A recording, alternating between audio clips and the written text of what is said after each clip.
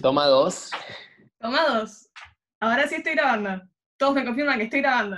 Bien, vamos. Vamos de nuevo, para que quede en el video. Esta clase es la única clase de la guía de impulso lineal, que se llama cantidad de movimiento, pero Ricardo ya dijo que no le digan cantidad de movimiento o tienen menos puntos en el final. Entonces, impulso lineal. Y también es la clase de introducción al centro de masa en la práctica. Y lo bueno es que por más que sea una sola clase, son solo 10 ejercicios. No sé si lo dije esta vez o si lo dije solo la vez pasada. Así que lo repito. Copado. Entonces empecemos con un pequeño repaso de impulso lineal. Voy a fijar mi hoja.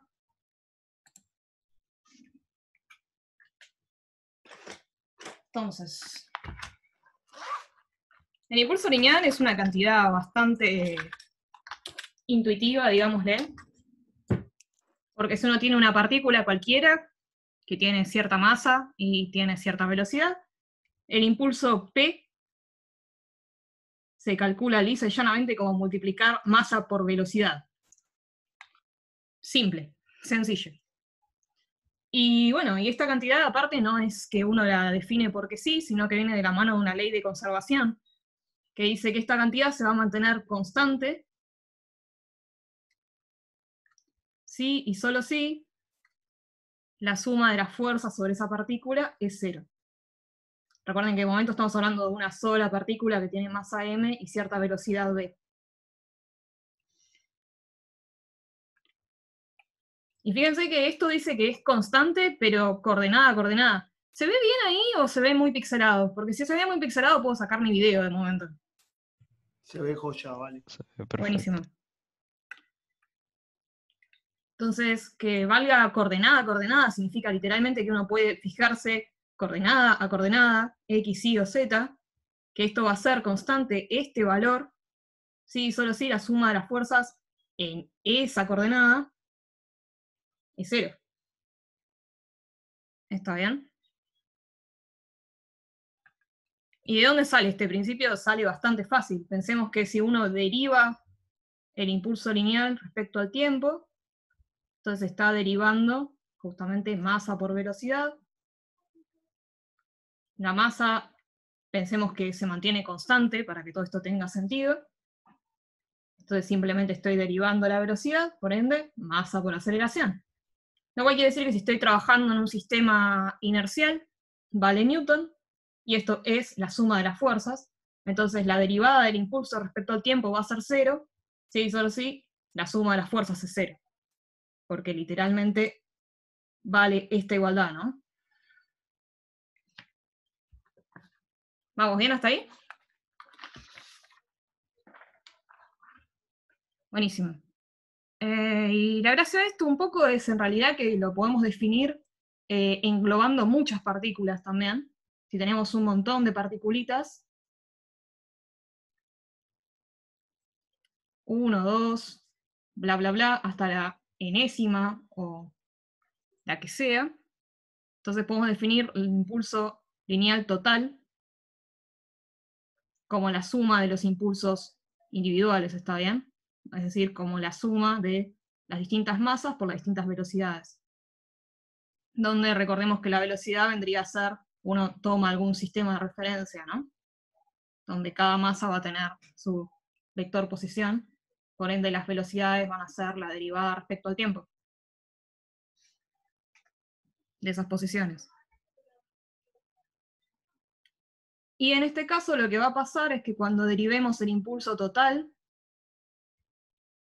con respecto al tiempo, vamos a estar derivando la suma con respecto al tiempo, lo cual va a darnos una suma de derivadas donde la masa también asumamos que se mantiene constante para que todo tenga sentido. Por ende vamos a tener la suma de las masas por las derivadas de las velocidades respecto al tiempo. Es decir, la suma de las masas multiplicadas por la aceleración. Es decir, que vamos a sumar todas las fuerzas que estén actuando sobre todas las partículas. ¿Bien?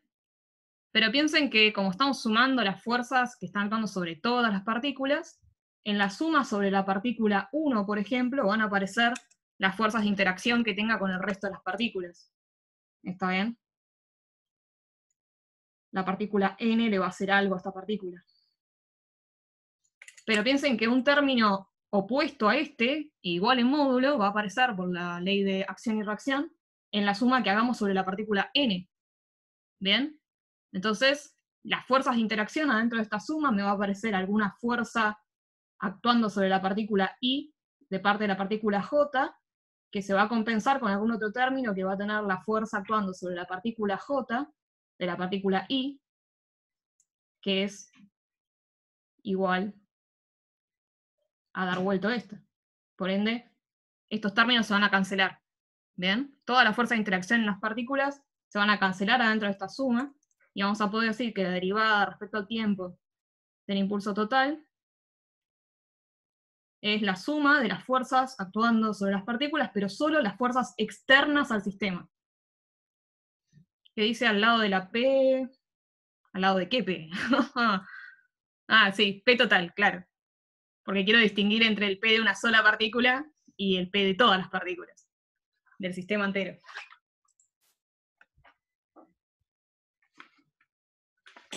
Cuestión que el principio de conservación del impulso total me va a decir que esto se mantiene constante si solo si la suma de las fuerzas externas al sistema es igual a 0. Y esto nuevamente es una ecuación que vale coordenada a coordenada, ¿está bien? O sea, podríamos tener un sistema en el cual, por ejemplo, si está actuando, ¿no?, la gravedad sobre todas estas partículas, por ahí en esta coordenada, en la coordenada i, si le ponemos un sistema de referencias, no se va a cumplir la conservación del momento lineal total, ¿está bien? Porque hay una fuerza actuando que es externa al sistema. Pero si no hay ninguna otra fuerza actuando, sí se va a cumplir para la coordenada x. ¿Bien? Eso está bueno tenerlo en cuenta. ¿Qué dicen? ¿Vamos bien hasta ahí?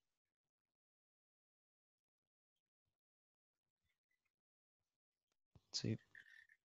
Perfecto. Entonces, si vamos bien, podemos ya tirarnos de cabeza en el primer ejercicio, me parece, porque esto es bastante intuitivo. No sé si les parece intuitivo, a mí me parece intuitivo. Creo que es algo que de hecho en la vida normal, día a día, por ahí hasta incluso lo vemos cada tanto, así que no es tan complejo. Entonces vamos con el ejercicio 4 de la guía de cantidad de movimiento. Yo sé que parece que me estoy salteando un montón de ejercicios, pero les tengo fe, esto no es un tema difícil, y los ejercicios de anteriores yo sé que les van a salir. Bien. Entonces en el ejercicio 4 lo que vamos a tener es una roca en el medio del espacio. No me salen las estrellas, pero imaginen que son estrellas. Esta va a ser nuestra situación inicial, y la roca en algún momento va a explotar por algún motivo desconocido, y que a la roca claramente no le va a gustar, y se va a partir en 3 pedazos. Nada, sí, tiene un problema la guía. Creo que está numerada del 1 al 10, pero falta un ejercicio en el medio. Así que menos problemas todavía. ¿Quién dijo que eran 10? Son 9. Entonces la roca se nos va a partir en algún momento, ¿está bien?, en 3 pedazos. Y el ejercicio nos da de datos ya de por sí la velocidad de 2 de esos pedazos. Nos dice que uno de los dos se va a mover con cierta velocidad v2, y hay otro que se va a mover con cierta velocidad v1. Nos dan el módulo de estas velocidades como dato. Y aparte nos dicen que este ángulo también es algún valor, vamos a llamarlo alfa. ¿Bien? Y nos dicen las masas de estos pedazos. Nos dicen que esto vale cierta cantidad de kilogramos, creo que 8 o 6, una cosa del estilo. Y esta masa también nos dice. Ya está, vamos a ponerle un nombre. Aunque no tengamos exactamente cuánto es, vamos a ponerle un nombre igual. Y tenemos la masa inicial de la roca.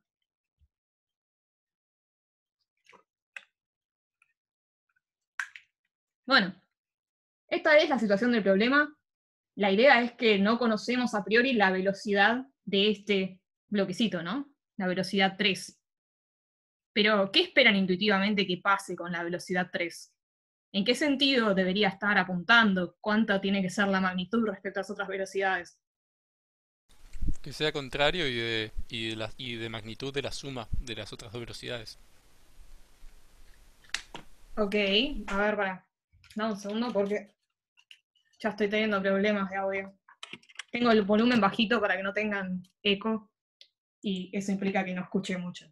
Pero creo que dijiste algo así como que el sentido debería ser contrario, ¿no? O sea que si estas dos apuntan para la derecha de mi dibujo, entonces espero que la velocidad del tercero apunte hacia la izquierda de mi dibujo. Así es. Buenísimo. Y aparte me dijiste que tendría que tener, o sea que El módulo la magnitud que me sea tiene el... que compensar las otras dos. Así es. Literalmente tiene que ser, agarro la magnitud de este y la sumo con la de este y me tiene que dar la velocidad 3. O sea, no sé si tan así, o sea, hay que hacer como un medio magia negra de trigonometría, pero Ok, algo buenísimo. por el estilo. Está bien. Perfecto. No sumamos las velocidades literalmente, o sea, no nos arriesgamos tanto, pero sí sabemos que va a venir más o menos para este lado, la velocidad 3. Y me parece que en algún momento alguien preguntó cuánto era la masa de la piedra original. Es M grande, está acá escrito, entre las estrellas.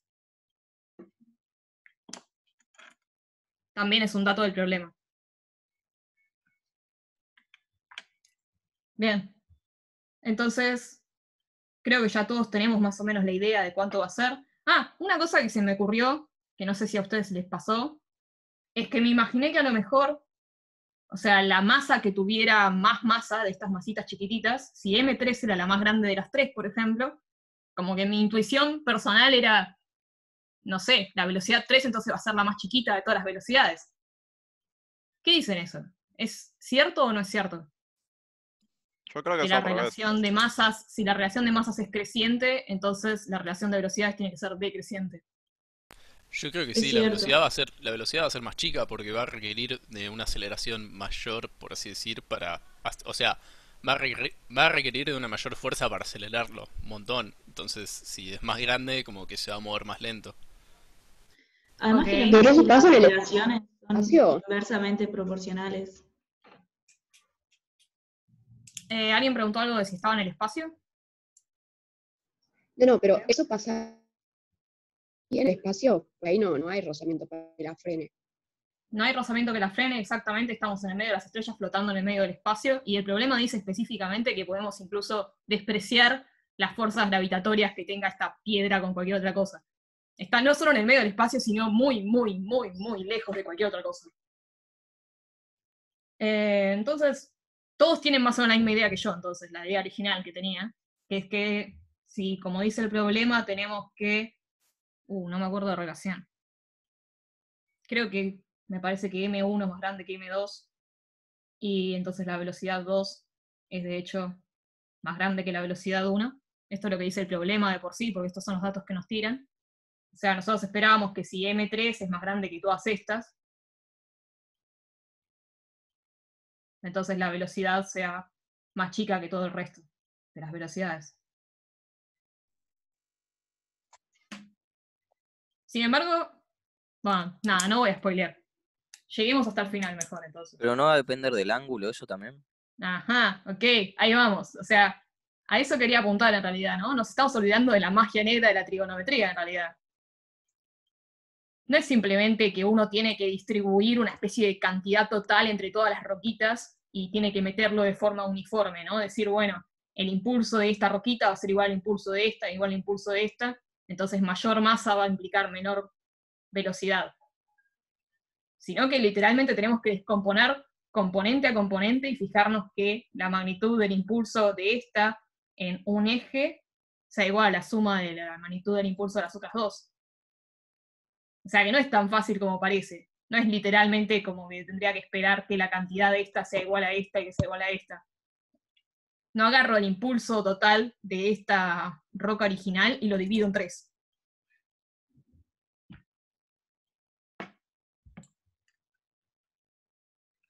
Así que bueno. Vamos entonces a ver qué pide el problema específicamente. No sé dibujar pingüinos, muchachos. Ojalá pueda dibujar pingüinos como Nacho, pero no. Soy un desastre dibujando. Mis habilidades para dibujar se limitan a ponerle caritas felices a las rocas. Y soy incapaz de dibujar dos rocas iguales, por si no lo notaron.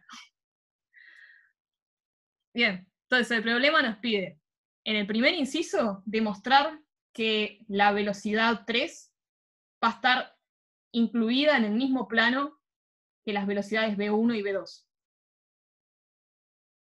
O sea, justamente que este dibujo que yo hice acá sea plano, que no haya ninguna componente en la dirección que sale o entra de la hoja. Oh, sos capaz de todo lo que te propongas. Oh, qué ternura. Bueno, voy a intentar dibujar pingüinos. Y después cuando tenga mis resultados les digo. No quiero dibujar un pingüino en el medio del espacio porque me daría pena por el pobre pingüino. Bien. Entonces, primer inciso, que B3 está en el mismo plano que B1 y que B2. Segundo inciso, que, bueno, básicamente nos está pidiendo que encontremos la velocidad 3. ¿Bien? Entonces, para resolver este problema podemos arrancar por lo más básico de lo más básico, pensar, al menos asumamos que la masa de la roca tiene que conservarse también, ¿no? O sea, que si yo tenía al principio una cantidad m, cuando suben las otras 3, voy a tener la misma cantidad.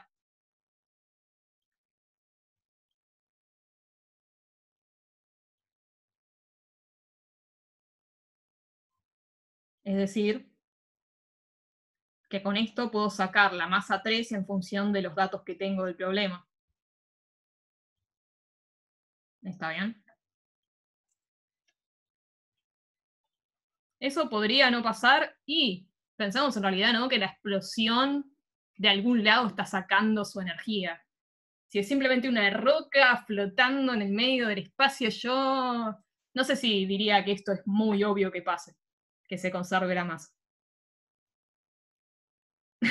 Y no voy a meterme con la velocidad de la luz. Mi idea es que esta clase sea un descanso de relatividad y después nos metemos con relatividad en las consultas si quieren, pero vamos a olvidarnos de la velocidad de la luz de momento. Esto es una roca que va a velocidades normales del día a día en el medio del espacio.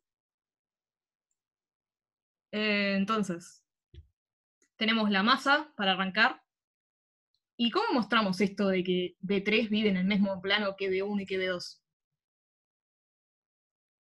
¿Qué deberíamos plantear ahora? A ojo.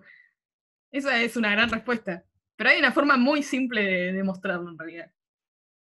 No soy fan de las demostraciones matemáticas, así que si les digo que es simple es porque es simple de verdad. Simple que lo entiendo yo. Claro, podemos plantearlo en impulso lineal, ¿no? Que no es perpendicular a ambas, no iría tan lejos, la verdad. La suma de velocidades se tiene que cancelar, esa me gustó más. O sea, pensemos que en realidad si la roca esta está flotando en el medio del espacio, siempre podemos encontrar algún sistema inercial que se mueva con la roca, porque si flota en el medio del espacio, la velocidad que tiene originalmente es constante. ¿Vamos bien? Entonces puedo imaginarme que los ejes se mueven al mismo ritmo que esta masita original, y que por lo tanto la velocidad que tiene en mi sistema de referencias originalmente va a ser 0.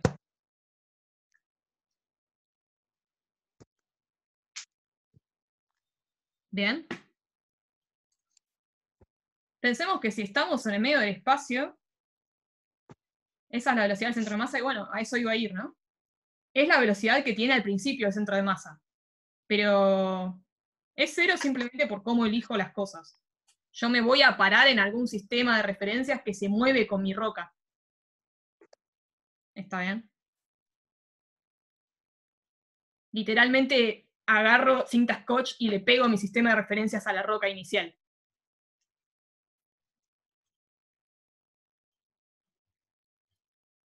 Y esto va a ser justamente, no me quiero meter tanto en eso, pero va a ser la velocidad inicial del centro de masa.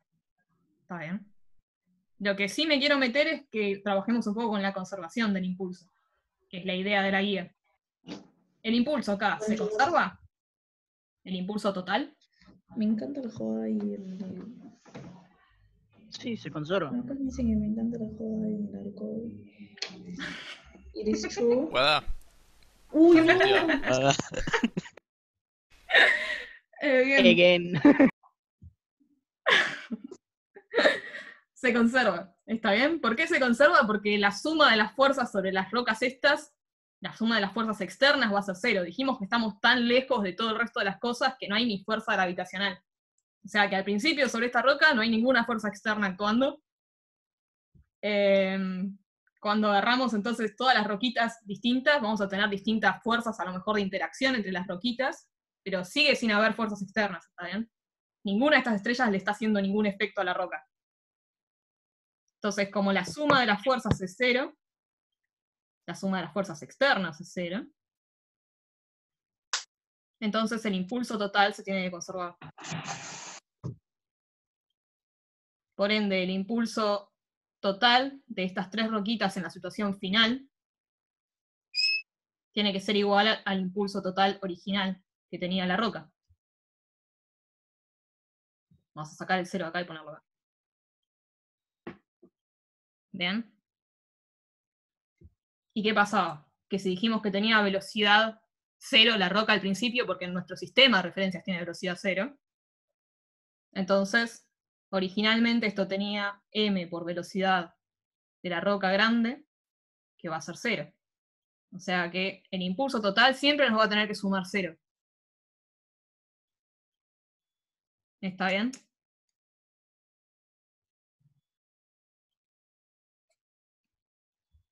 ¿Y qué otra forma puedo escribir el impulso total cuando lo estoy tratando de cuantificar en la situación final? La suma de las masas multiplicada por las velocidades. O sea, la suma de las masas multiplicada por las velocidades. Perfecto. O sea, por definición, el impulso total tiene que ser la suma de las masas multiplicada por las distintas velocidades de las masitas. Por ende, en este caso, en la situación final,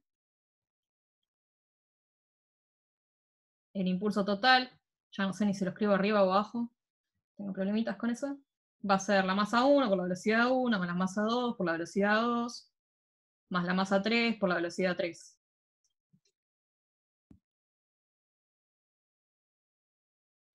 ¿Está bien?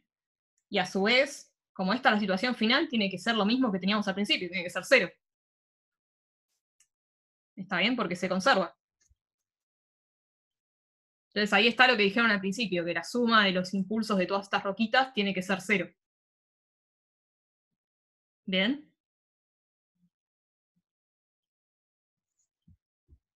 Por ende, podemos despejar de acá. ¿Está bien? Y vamos a tener que la masa 3 por la velocidad 3 tiene que ser igual a menos la... Perdón, no se llega a ver lo que dice. Sorry, ahí me muevo un poco más para arriba.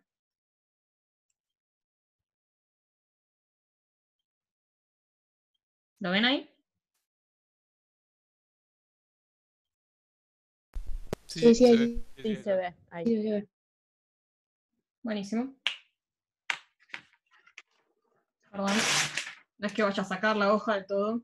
Si tienen que sacar captura de pantalla, copiar o no sé qué hacen para tomar apuntes, háganlo. Y díganme si puedo sacar la hoja.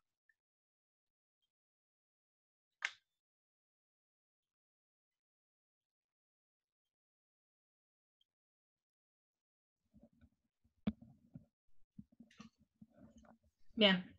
Igual, de momento no la voy a sacar, ahora que lo pienso 2 veces, porque quiero trabajar sobre esta expresión. Si nos está diciendo que la velocidad 3 tiene que ser menos la suma de las otras dos. La suma esta, ¿en qué plano está?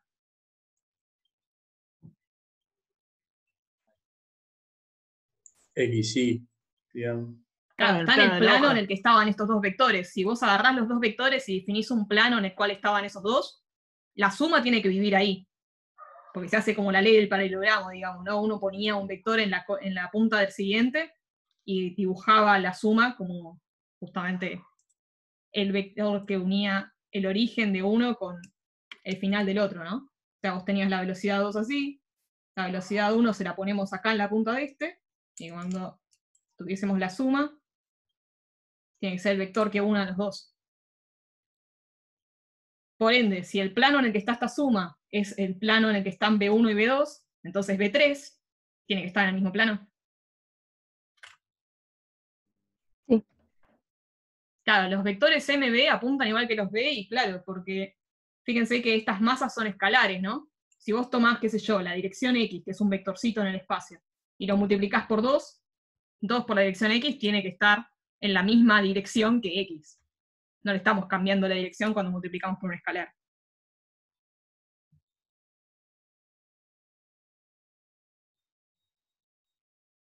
¿Vamos bien? Sí. Buenísimo.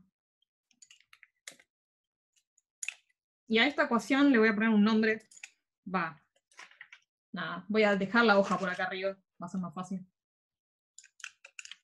Ahora nos están pidiendo que justamente averigüemos B3. Upa, me fui con la hoja al chori. Por ende, para averiguar B3, podemos usar esta misma ecuación que escribimos acá, porque las masas son dato, esta masa que no era dato ya la estamos calculando acá arriba. Entonces, con esta ecuación a priori ya estaríamos. Entonces, mi consejo es básicamente, pongámosle igual primero un sistema de referencias a esto que nunca dibujamos. Ahora ya sabemos que está todo en el mismo plano. ¿Está bien? Entonces, con que pongamos un eje X y un eje Y, ya estamos. ¿Qué propondrían ustedes? ¿Pongo los ejes así como se me da la gana? Tipo un X así horizontal y un Y vertical. ¿Te ¿O tienen una mejor conviene idea? poner el eje X sobre la velocidad a la que te hace referencia el ángulo? Claro, ahí va, ahí me gustó más. O sea, podemos ser más astutos, ¿no? Y elegir directamente para no alguna sacar de las otro ángulo. velocidades como un eje. Entonces, si voy a tomar este ángulo como el ángulo que tiene la velocidad 2 respecto al eje X, por ejemplo, dibujamos el eje X acá. Si no, tendrías que descomponer y sacar otro ángulo, ¿no? Y sí, sería poco piola de mi parte. Tendría otro ángulo más dando vueltas que no va al punto. ¿Está bien? La idea es que así como lo pusimos, entonces la velocidad 1 jamás la voy a tener que descomponer. Todo el módulo va a estar señalando en X.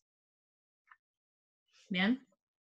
Y el eje Y, lógicamente, lo ponemos como tiene que ir para que todo funcione. Fíjense entonces que esta velocidad, cuando la quiera descomponer, el único ángulo que me va a importar es este. El ángulo que tenga con este eje. Que le podemos decir beta.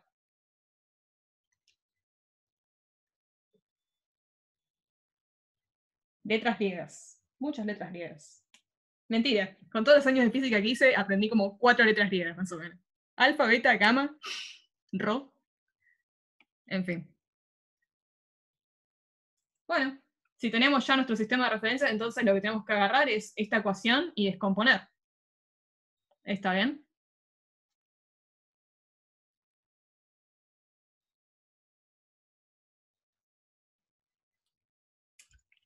Pero como soy medio un desastre con los senos y cosenos, déjenme que me machetee de lo que ya hice. Así no meto la pata. Entonces en la dirección X, así como lo puse, voy a tener que M3 por B3 por el coseno de beta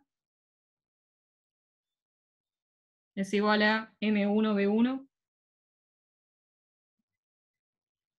más M2B2 por el coseno de alfa. Epsilon, sí, epsilon es otra letra griega. Bien, ¿qué vamos ya? Como 5 letras griegas. Pensé que eran 3 las que me sabía, pero no. Fíjense que acá ya este menos lo estoy sacando del camino pensando que lo paso para este lado, ¿no? Que menos M3 por B3 es igual a M1 por B1 más M2 por B2.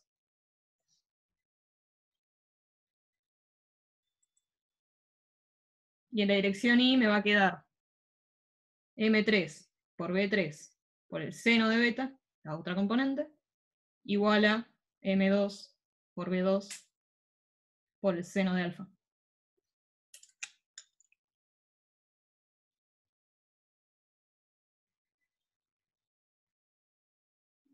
Sí, la dirección de B1 la puse en cualquier sentido, después a partir de B1 definimos que B2 está en cierto ángulo alfa. ¿Está bien? A priori no había una dirección privilegiada, yo la elegí cuando elegí alguna dirección para B1. Yo no sé, porque en física 1 yo ponía SEN, pero la carrera no sé lo que hizo con mi cabeza, la reconfiguró. Y ahora pongo SIN. Demasiados libros de física en inglés. Ahí beta es signo el ángulo menos- complementario. Beta es... Claro, o sea, en realidad medio que lo que estoy haciendo es decir, tengo B1, ¿no? Después tengo B2 en alguna dirección, que tiene un ángulo alfa, y después voy a tener B3. Y en realidad lo que estoy haciendo para que se vaya ese signo menos es directamente estudiar menos B3. O sea, la proyecto para este lado, digamos. Pongo el vector que vendría a estar para acá. ¿Está bien? Y estoy comparando directamente este vector negro que vendría a ser menos B3 con estos dos vectores, con B1. No, este es B2. ¿Está bien? Acá está el signo menos. Fíjense que cuando yo quiera descomponer, acá va a estar el ángulo beta. Entonces, en la dirección de los ejes como están, X e Y, menos B3 tiene componente positiva tanto en X como en Y. Pero entonces no tenés que poner un menos B3. Está acá, digamos. En vez de hacer esta ecuación, M3B3 es igual a menos la suma, estoy haciendo que menos B3 sea igual a M1B1. ¿Está bien? Menos B3 en mis ejes de coordenadas, este vector negro tiene componentes positivas en los dos sentidos.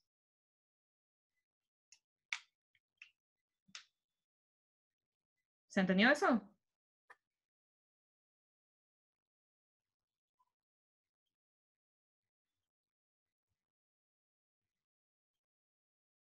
Y si yo pongo arcoseno, arc-sin, porque si no me confunde.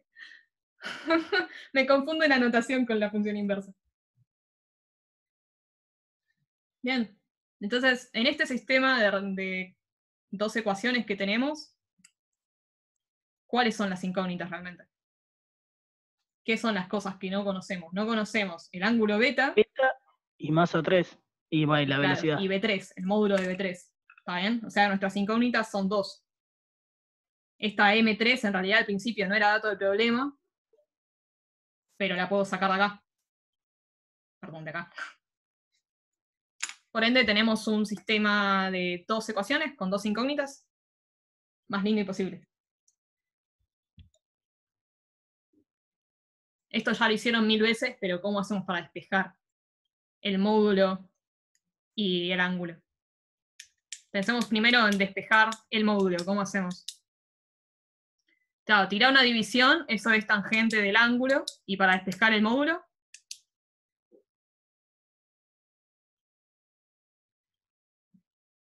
o sea, si yo defino, ¿no? Astutamente, agarro la ecuación y la divido por la ecuación en X, me va a quedar la tangente del ángulo beta. Y para A el mí me otro, gusta elevar al cuadrado y los- sumar. Eso. Eso. Entonces, para el ángulo hago esto, de acá saco beta, y si no, lo que puedo hacer, o sea, fíjense, ¿no? Que acá me va a quedar M3, B3, seno de beta. Vamos a hacer todas las cuentas por las dudas. Dividido M3, B3, coseno de beta. Por ende, me estoy sacando encima el módulo, y de este lado puedo despejar directamente el ángulo. En cambio, si hago elevo al cuadrado una, elevo al cuadrado a la otra, y sumo, voy a tener M3 al cuadrado, B3 al cuadrado. Ahí no sería coseno sobre seno en realidad. Ah, no, dije nada, no. Me confundí. Voy a elegirlo como para que quede lindo. Podría haber hecho la otra cuenta al revés, pero no me gusta. Me marea.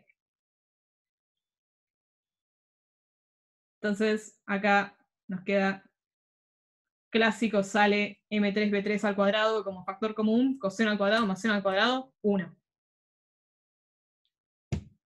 Ah, sí, perdón, no dividí los versores, simplemente las llamé de esa forma tonta a las ecuaciones. Las ecuaciones tienen nombre de versores. No sé por qué.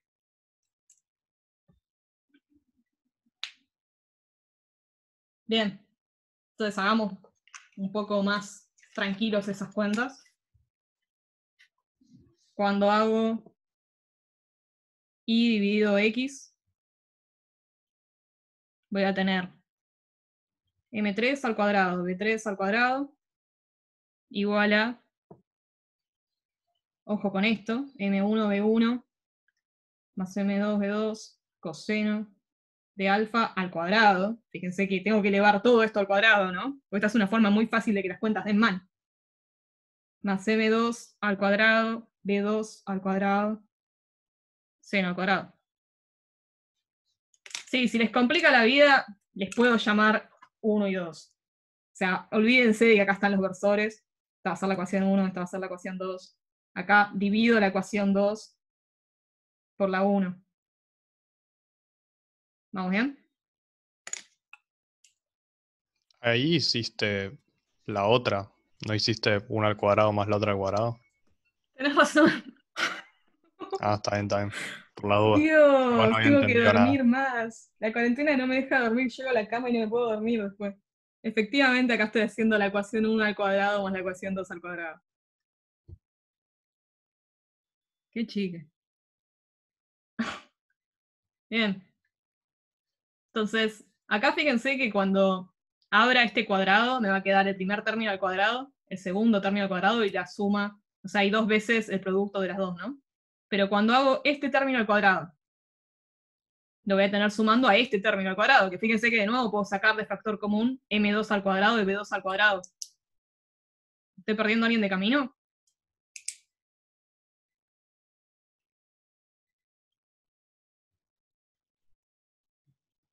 Voy a tener m1 al cuadrado, b1 al cuadrado, más 2 el producto de estas dos,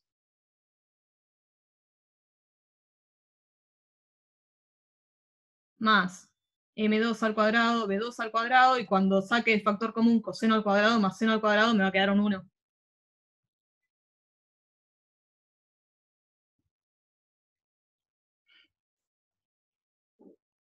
Estoy haciendo las cuentas bien para que queden Sí, bien se entendió. escritas. Es correcto que una vez que tenemos acá abajo todo esto planteado, ya el problema se resuelve solo, más o menos. Pero para hacerlo bien voy a hacer las cuentas, ¿está bien? Voy a sacar expresiones para estos valores. Esta es, digamos, el esquema de cómo se hacen las cosas, y ahora vamos a hacer las cuentas. Y que quede.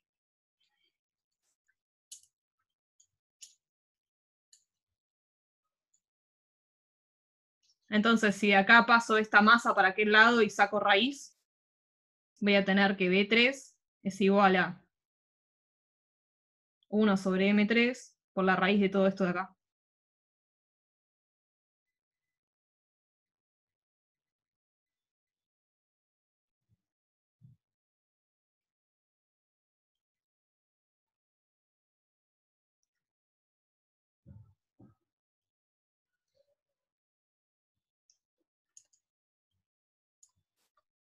Sí, vamos a escribirlo por las dudas y que quede. Acá iba a haber un coseno al cuadrado y un seno al cuadrado de factor común, pero esto de acá es 1.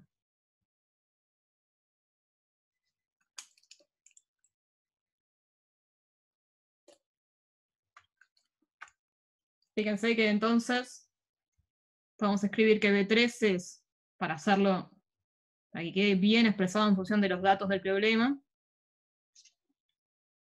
toda la raíz esta grandota,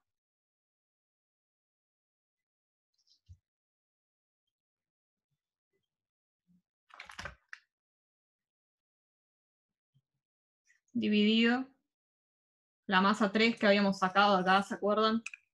Como la masa grande de la roca inicial, menos las otras dos masas.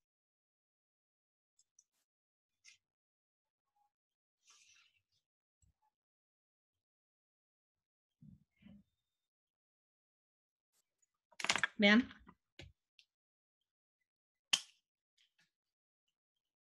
Una gran serie de memes la de Catamarca no existe.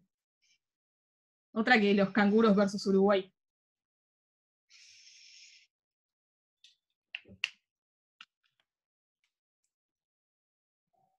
Bien. Entonces ahí tenemos una de las respuestas que buscábamos. Sacamos ya el módulo. Vamos a hacer igual para que también quede para la posteridad. ¿Qué pasa cuando hacemos la ecuación 2 sobre la ecuación 1?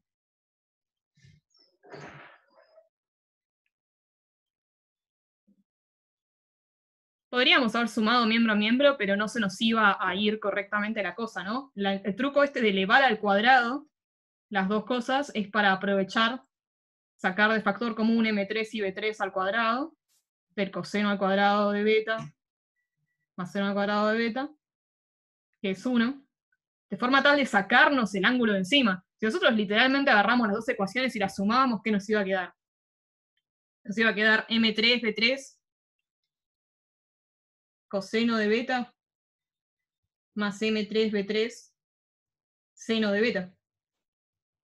Pero el coseno y el seno iban a estar ahí complicándonos la vida.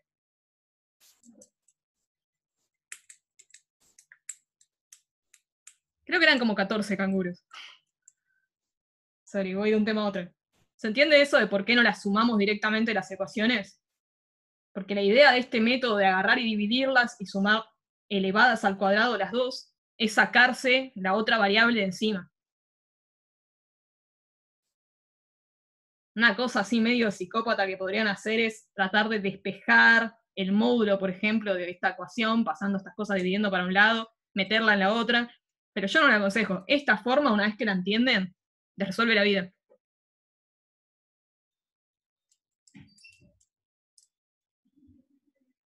Entonces, vuelvo a qué pasa cuando agarrás y dividís las ecuaciones miembro a miembro. Vamos a tachar M3 y B3 que están en los dos lados de esta. Está bien, y nos va a quedar directamente la tangente de beta. Es igual a M1, no, M2, B2 seno de alfa. Sobre M1, B1, más M2, B2 coseno de alfa. Bien. Por ende, simplemente pasamos para el otro lado. Nos queda la arcotangente, o la función inversa de la tangente, de esto. Toda esta fracción que está acá dando vueltas.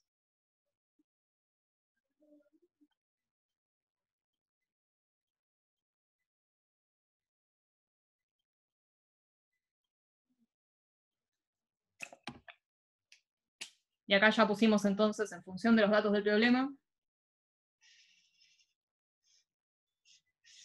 el ángulo beta.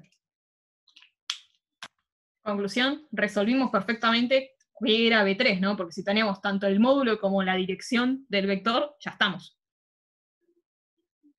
Así que el primero lo habíamos justificado a partir de esta ecuación de acá, diciendo que B3 tiene que estar donde vive la suma de B1 y B2, así que está en el mismo plano que B1 y que B2. Así que este estaba. Y B3 calculamos el módulo y calculamos el ángulo, así que este está también.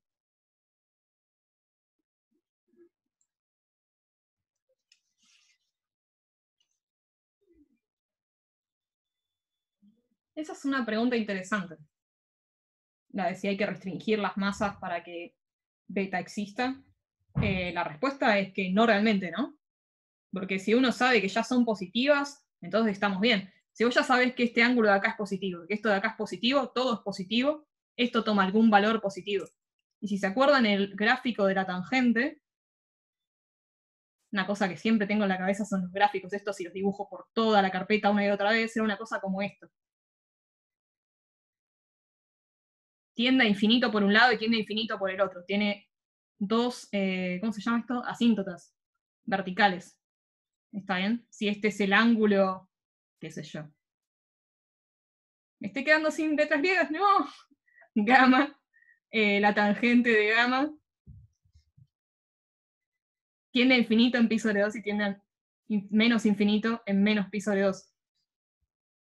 Así que cualquier valor que yo quiera poner acá, sea que me dé 1, que me dé 3, que me dé 4, que me dé 3 millones, siempre voy a encontrar algún ángulo que cumple que la tangente de ese ángulo es igual a este valor.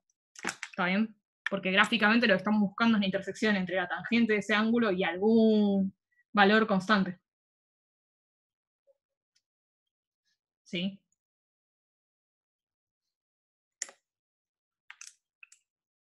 Ahora, algo interesante y que no sé si pienso hacerlo ahora porque me parece que es gastar tiempo medio al Pepe, pero los datos originales del problema no los tengo por acá, los tengo en otro lado.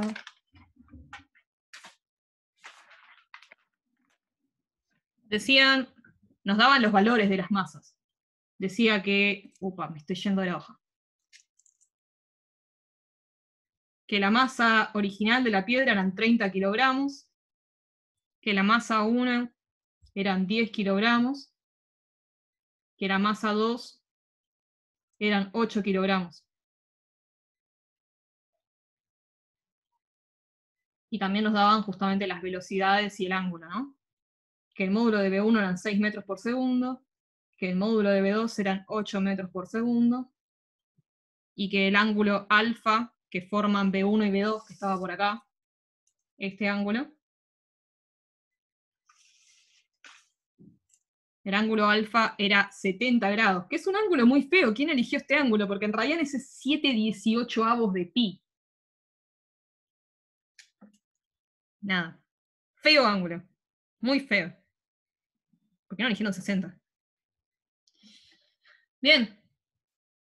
Y medio que hice las cuentas enteras, pero no me quiero extender mucho. O sea, lo que hice fue escribir las distintas masas como fracciones de la masa original. Entonces la masa 1 viene a ser 1/3 de la masa original.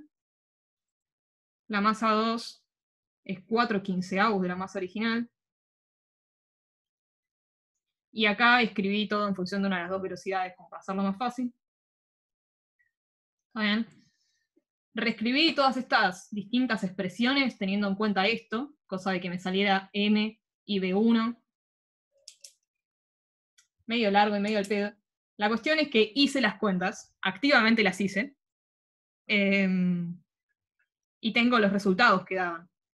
Como para volver a la cuestión esa de que pensábamos que el módulo de la masa más grande tenía que ser la menor velocidad, ¿no? Me dio que B3 tiene 8,47 metros sobre segundos. Que fíjense que es más grande que estas dos. Y M3, cuando agarran la masa grande y restan las otras dos, es fácil ver que es 12 kilogramos, o sea que es la masa más grande. Y aún así tiene la velocidad más grande. ¿Lo ven? Entonces esa idea original que teníamos de que el trozo más grande iba a tener la menor velocidad, por esa cuestión que tratamos siempre de distribuir las cosas homogéneamente, no es cierta. Porque, volvamos a mirar acá, lo que está pasando en realidad es que esto tiene que compensar a las dos otras, ¿está bien? Por ende, el impulso de esta masa tiene que ser la suma de estos dos impulsos, ¿sí? Y en esa cuestión es donde se ve que no tiene por qué ser homogénea la distribución de impulsos. ¿Está bien?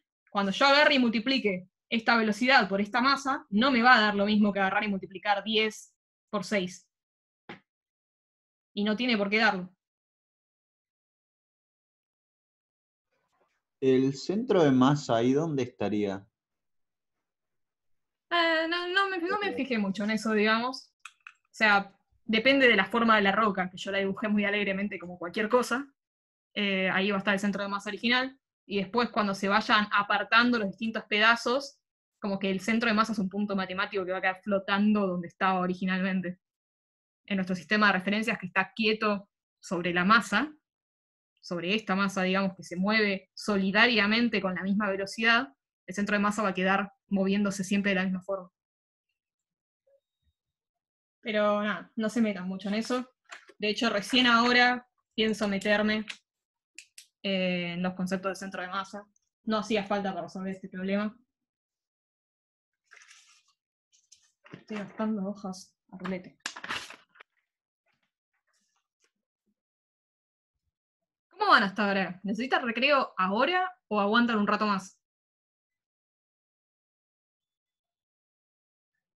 Porque en realidad llevamos nada más 50 minutos de clase. Yo también tengo hambre.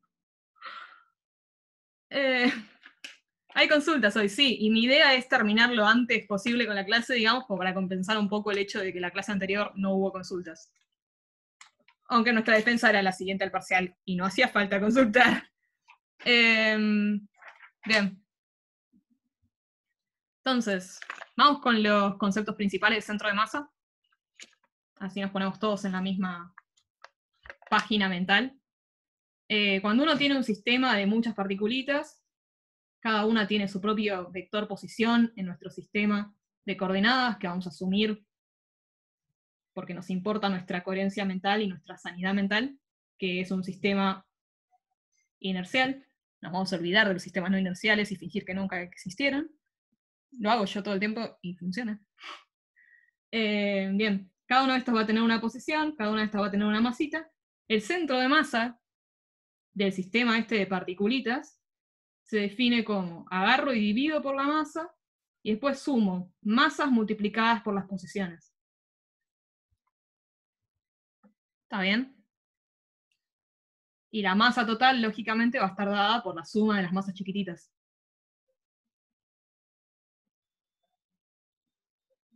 ¿Bien?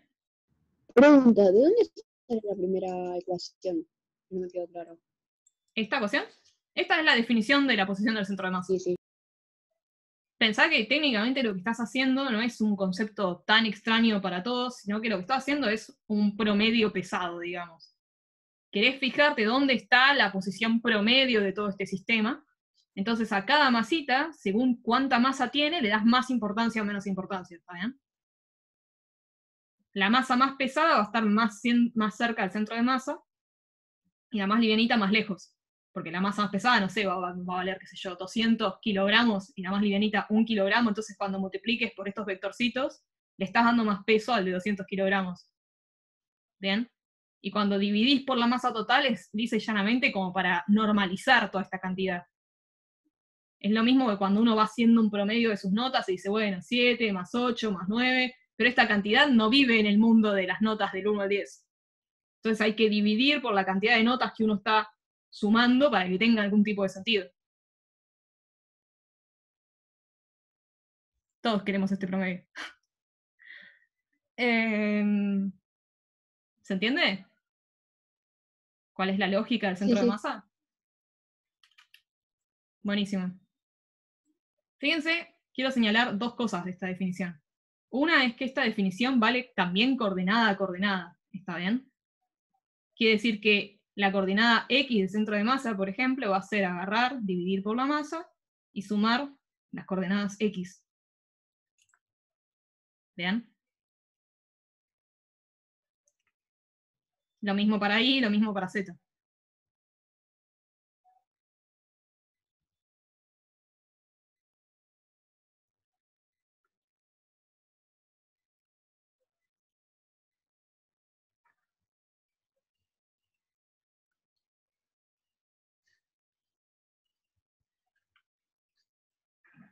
La siguiente cosa que quiero señalar es un poco más sutil, pero aún así no es tan difícil. O sea, pensemos que si agarramos todas estas masitas, ¿no? Y los separamos como en dos grupos de masitas, cada grupo de masita, cada subsistema de masitas, va a tener su propio centro de masa.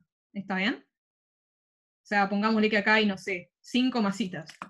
Si yo agarro y me quedo con este pedazo del sistema, tengo en cuenta estas dos masitas, puedo calcular algún centro de masa para estas masitas. Que digamos que es el sistema 1 de masitas, ponele. Después agarro estas 3, puedo calcular otro centro de masa para estas 3 masitas. ¿Vamos bien? Y lo que dice el principio de superposición es que es lo mismo agarrar todas las masas y buscar cuál es el centro de masa, que agarrar una, buscar el centro de masa de una, agarrar otra, buscar el centro de masa de la otra, y después buscar el centro de masa de las dos cosas a la vez. Entonces, voy a hacerlo paso a pasito, y si después de esto no les queda claro, lo vuelvo a explicar, no hay problema. Pero tampoco quería tirarles la cuenta por la cabeza y no explicar a dónde iba. Entonces tenemos justamente que vamos a sumar desde la 1 hasta la n, si son n particulitas, ¿no? Las distintas masitas multiplicadas por el vector posición de las masitas. ¿Bien? Lo cual quiere decir que voy a sumar de la 1 hasta la n masa por posición y dividir por la suma de la 1 hasta la n de las masitas, que eso era la masa total. ¿Bien? Pero la suma de acá arriba la puedo partir en dos sumas, digamos. Puedo numerar las partículas de forma tal que esta es la 1, esta es la 2, esta es la 3, la 4 y la 5, y puedo sumar primero hasta la 2, y después sumar 3, 4 y 5. Entonces agarro alguna particulita, a la que le voy a decir número K, donde K es un numerito que está entre 1 y n, o sea, no sé si n es 5 particulitas, K solo puede ser 1, 2, 3 o 4, ¿no? Y hasta ahí estamos. Y voy a partir la suma en 2. En vez de hacer 1, 2, 3, 4 y 5 y sumar esa, voy a partir, no sé, 1 y 2, y acá voy a sumar 3, 4 y 5.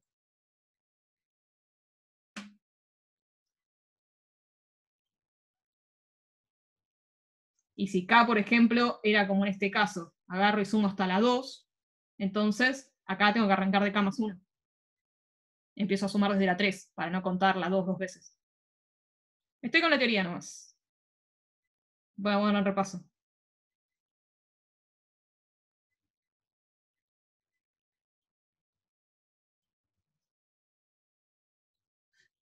Y acá abajo, en la suma de las masas, también puedo hacer lo mismo. Sumo las masas de la 1 y la 2, y después sumo de la 3, 4 y 5.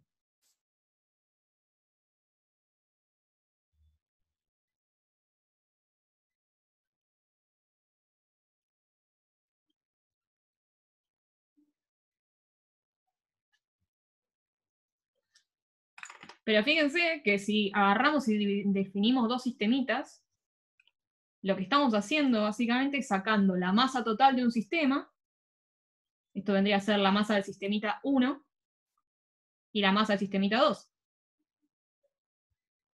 ¿Bien? Y acá estamos de alguna forma sacando, déjenme reescribir esta ecuación de acá arriba. Si el centro de masa es 1 sobre la masa por esto, entonces la masa por el centro de masa, posición del centro de masa, tiene que ser la suma de estas cosas. Fíjense que esto es la forma que tiene esto de acá arriba. Entonces estaríamos averiguando el centro de masa de la 1 multiplicado por la 1, más el centro de masa de la 2 multiplicado por la 2.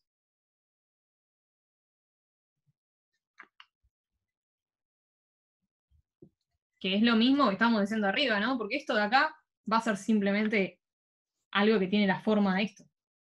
Va a ser, agarro la masa 1, multiplico por la posición 1, agarro la masa i, multiplico por la posición bla bla bla, hasta la masa n, multiplico por la posición n, y acá divido por la suma de las masitas. ¿Ven que tienen la misma forma estas cosas? Entonces, lo que quiero decir es justamente eso, que este sistemita, puedo sacar el centro de masa de un pedazo del sistemita, sacar el centro de masa del otro pedazo del sistemita, y después para buscar el centro de masa del total, tengo que sacar un nuevo centro de masa como pensando que ya no tengo 3 partículas de este lado y 2 del otro, sino que tengo una partícula representativa acá, la otra representativa acá, situadas donde están los centros de masa, que cada una tiene la suma m1 más m2, le pongo acá de masa a esta particulita nueva, y a este le pongo m1 más m2 más m3. No, perdón, 3, 4 y 5. Ups. ¿Cómo estamos? Bueno, y esto se llama el principio de superposición.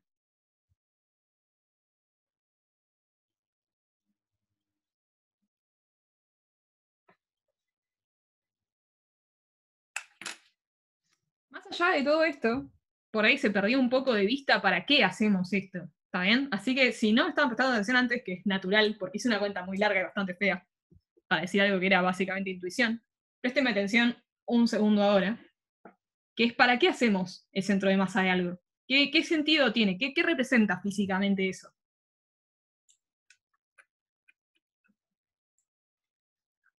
Lo que representa es que cuando vos sacás el centro de masa de todo un sistemita, de 2 partículas, como hice acá arriba, vos podés reemplazar literalmente todo tu sistema por una nueva partícula ficticia en tu cabeza, un modelito fácil de una partícula puntual que existe acá, que concentra toda la masa del sistema, ¿sí? Y olvidarte si querés, si no te importa, qué está pasando, ¿está bien? Solo estudiás esta partícula ficticia.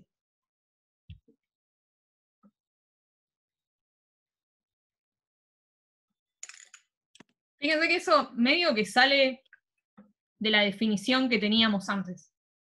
Si la masa multiplicada por la posición me da la suma de esto, entonces cuando derivo una vez, ¿qué va a pasar? En función del tiempo. Si todas estas distintas particulitas, cada una se está moviendo en alguna dirección, cuando yo derive y saque lo que viene a ser masa por velocidad del centro de masa, voy a tener, asumiendo que las masas son constantes, la suma de las masitas por la velocidad de las masitas.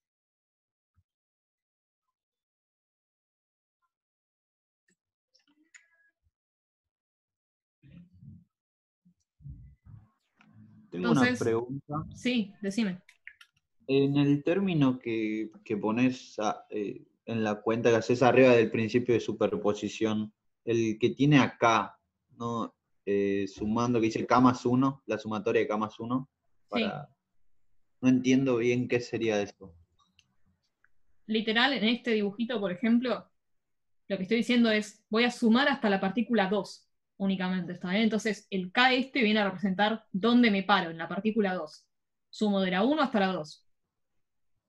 Y entonces, para no repetir, en la siguiente cuenta, y sí barrer sobre todo, si yo quiero hacer 1 más 2 más 3 más 4 más 5, si acá pongo 1 más 2, acá tengo que poner 3, 4 y 5. O sea, tengo que empezar a contar desde la partícula 3 hasta la 5. En el caso de que tuviera 5 partículas. Ah, está bien. Dale, gracias. No, de nada. Entonces, de la definición del centro de masa, vemos que cuando derivamos una vez con respecto al tiempo, ¿qué estamos obteniendo? La suma de las masas por las velocidades. Pero esto es algo, ¿o no?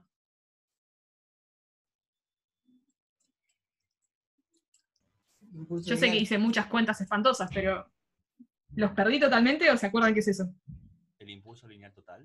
Buenísimo. Esto es el impulso lineal total de todo el sistema. ¿Está bien? Lo habíamos escrito por acá. El impulso total de todo el sistema era sumar las masitas por las velocidades. ¿Está bien? Entonces, medio que lo que estoy diciendo es justamente eso, que puedo agarrar todas estas masas, reemplazarlas por alguna partícula ficticia y trabajar directamente con el impulso de eso, ponele. Si no me importa, no sé, cómo están rotando las cosas.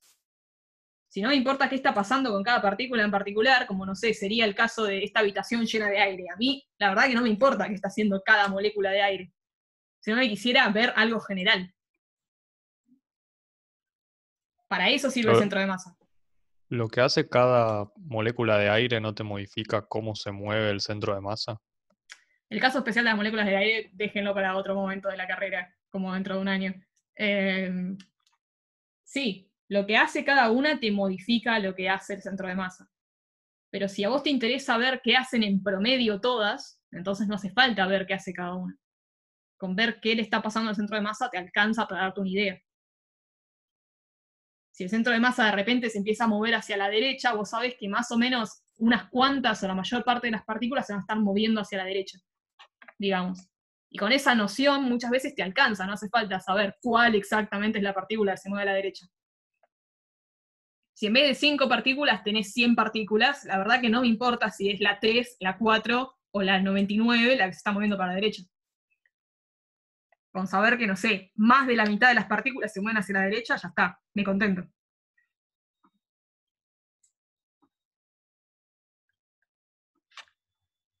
Y fíjense que si volvemos para acá, cuando derivamos una vez más esto, y sacamos la derivada segunda de la posición,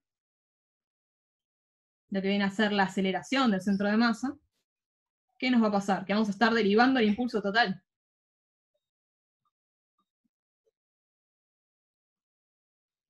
¿Está bien? Y esto ya lo conocíamos, esto lo vimos en la ley de conservación del impulso.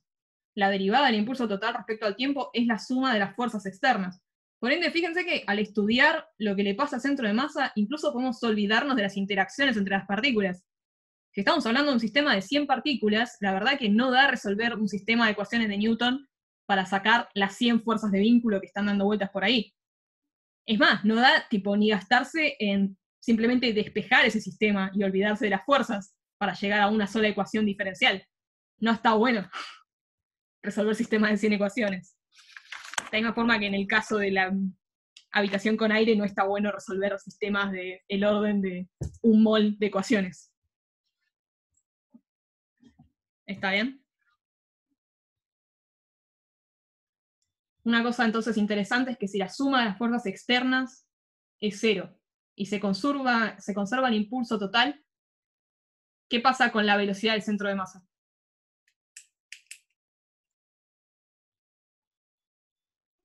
Es constante.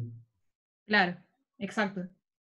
Está bien, si la suma de las fuerzas externas es 0 y se conserva el impulso total, vamos a escribirlo para que quede. Entonces, el centro de masa se mueve a velocidad constante.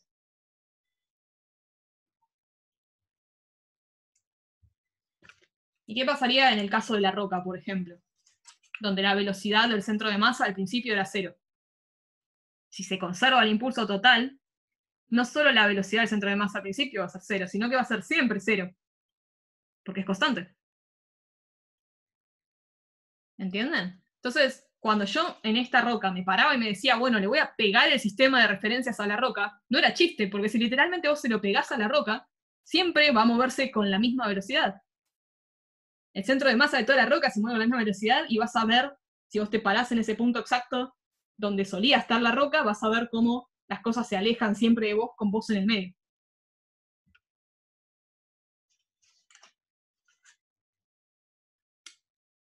¿Está bien?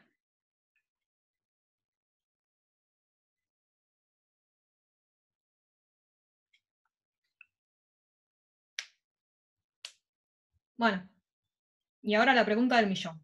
¿Nos metemos en el ejercicio 7 de la guía o en este momento mejor nos tomamos un recreo de 10 minutos? Porque me parece que ya están todos medio dispersos. Y yo tengo que ir al baño. Hablando todo un poco. Recreo, perfecto, buenísimo. 10 minutos, ¿está bien? Son y media, los veo y 40. ¿Correcto? Y voy a dejar de grabar, así nos sumamos 10 minutos de nada. Ah, mirá. Entonces ahí vamos. Despausé la grabación. Voy a chequear que la hoja esté en el spotlight, porque si no vamos a hacer macana. Oh, no encuentro la hoja. Va, ¿todo el mundo tiene todavía piñada esta hoja? Sí. Sí. Perfecto, entonces seguimos. El ejercicio que vamos a hacer ahora es el 7 de la guía de impulso lineal y centro de masa. Y lo que dice es que tenemos a un hombre de masa M. Miren mis hermosos dibujos. Todavía no practiqué mis pingüinos, no usé el recreo en eso, así que no voy a dibujar pingüinos. Un chaboncito de masa M parado sobre una tabla. Vamos a dibujar la tabla mejor. Entonces el hombre tiene masa M y la tabla tiene masa M chiquita. Y la tabla está teniendo unos problemas que vamos a proceder a arreglar. ¿Está bien? Esto está todo apoyado sobre el piso. Hay gravedad. Y sabemos que la altura del hombre este, bueno, no puedo marcar bien las alturas, es h. Y la longitud de la tabla es L. ¿Bien? Ahora, lo que nos aclara muy específicamente es que el piso este no tiene rozamiento. ¿Y qué pasa cuando no hay rozamiento? ¿Qué esperan que pase si este chaboncito empieza a caminar hacia la derecha sobre el tablón? Sin que nada frene a la tabla. Que el tablón se va a mover para la izquierda. Claro, o sea, si este chaboncito empieza a caminar para allá, todos tenemos la idea de que el tablón se va a empezar a mover hacia la izquierda. ¿Y cuál se va a mover más rápido? ¿El hombre o el tablón? igual o no. No sé. Si paro a otro chaboncito en el piso y se pone a mirar esta situación, ¿qué va a ver que se desplaza más rápido? ¿El hombre respecto al piso o el tablón respecto al piso? El que tenga menor masa. Ah, esa es interesante. De hecho, ese es un muy buen razonamiento, porque piensen que si el tablón ¿no? tuviera una masa enorme en comparación al hombre, si esta masa tendiera a infinito de alguna forma, lo que tendríamos es que el tablón se comporta como la Tierra. Es tan enorme que le da lo mismo si le caminás por encima o no. ¿Está bien? No se va a mover por fuerzas de interacción con vos, porque es gigantesco. ¿Correcto? Entonces, si la masa del tabloncito tiende a infinito, el tabloncito se va a quedar quieto y el chabón se va a mover infinitas veces más rápido que el tablón. ¿Bien? Por ende, tenemos la sensación de que el que tenga menor masa, en este caso sería el chaboncito, es el que se va a mover más rápido desde el punto de vista de que se está parando en el piso. Estamos hablando siempre de cómo se mueven respecto al piso las cosas. ¿Está bien? Bien, y el problema nos pide 3 cosas. El primer inciso nos pide que encontremos la posición del centro de masa. El segundo nos pide que encontremos la velocidad del centro de masa. Y el tercero, acá donde se pone un poco tricky, por eso convenía pensar primero qué está pasando, es, pregunta, ¿qué distancia va a haber recorrido la personita cuando llegue al otro extremo del tablón? Y esto justamente desde el punto de vista de esta segunda personita que está quieta en el piso, ¿no? O sea, este tipo se va a poner a caminar sobre el tablón. ¿Está bien? Igual quiere decir que el tablón se va a mover hacia la izquierda cuando el hombre se mueve hacia la derecha. Y para el momento en el que llegue al otro lado del tablón no va a haber recorrido respecto al piso la longitud del tablón. Porque el tablón se está moviendo también. También va a haber recorrido alguna otra distancia respecto a su punto de partida, que no es específicamente la longitud del tablón. Sobre el tablón, él siente que caminó la longitud del tablón entero. Pero para esta persona que lo estaba mirando desde afuera, ve que no caminó realmente toda esa cantidad. O sea, no se desplazó respecto al piso esa cantidad. ¿Está bien? Sino alguna otra cantidad. Que podemos decirle, qué sé yo, B. Se me salió de la hoja. Y ¿vamos bien? Entonces nos están preguntando eso justamente. Esa distancia que se movió respecto al piso. Perdí mis lentes por ahí.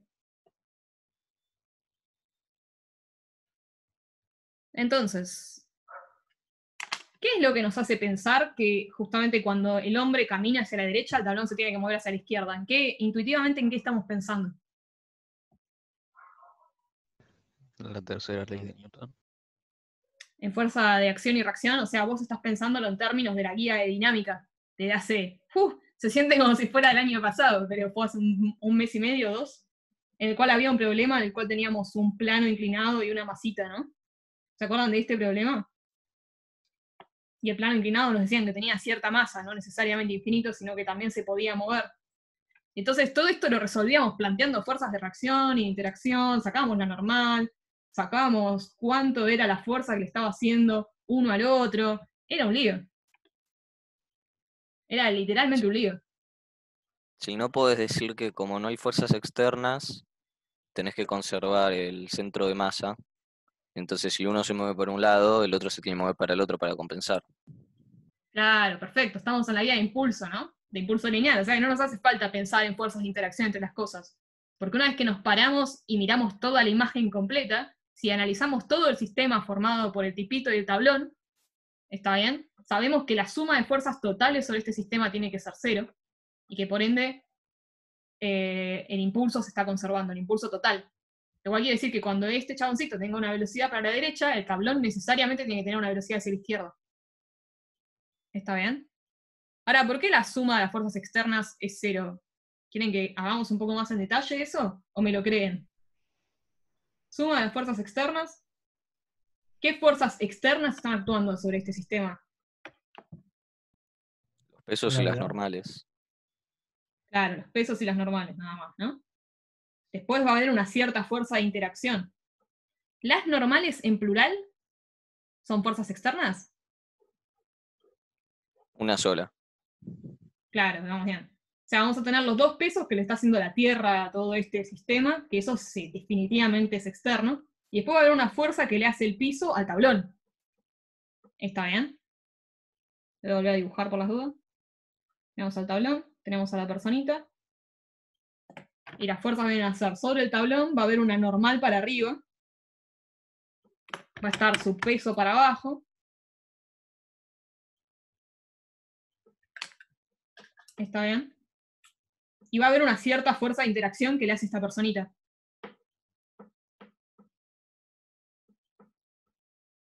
Como el tablón le está haciendo cierta fuerza hacia arriba a la personita, que es lo que sería la normal sobre la personita, en realidad es la fuerza de interacción que tiene con el tablón. ¿Está bien? Entonces, la persona le hace al tablón una fuerza para abajo. De interacción. Y la persona, a su vez, tiene su propio peso para abajo.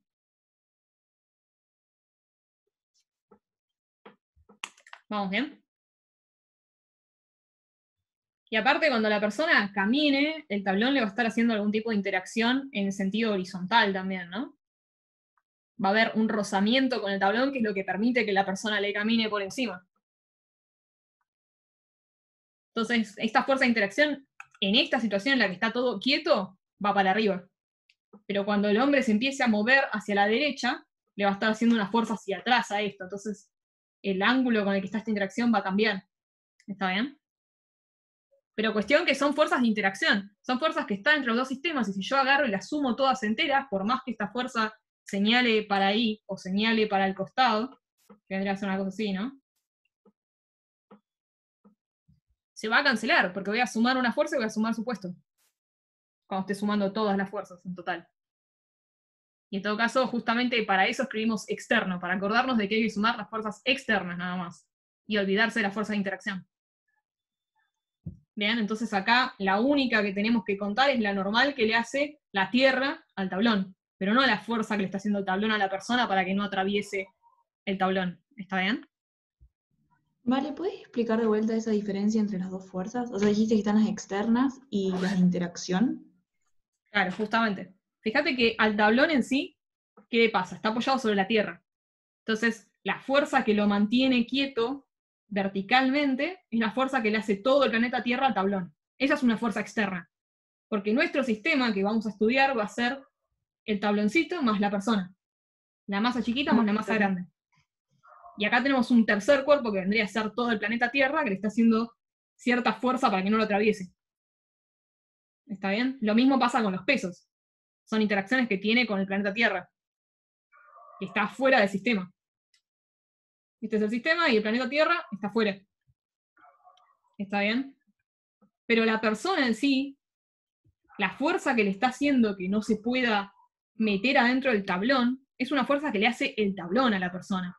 Es como vendría a ser, qué sé yo, la fuerza de tensión entre dos cuerpos.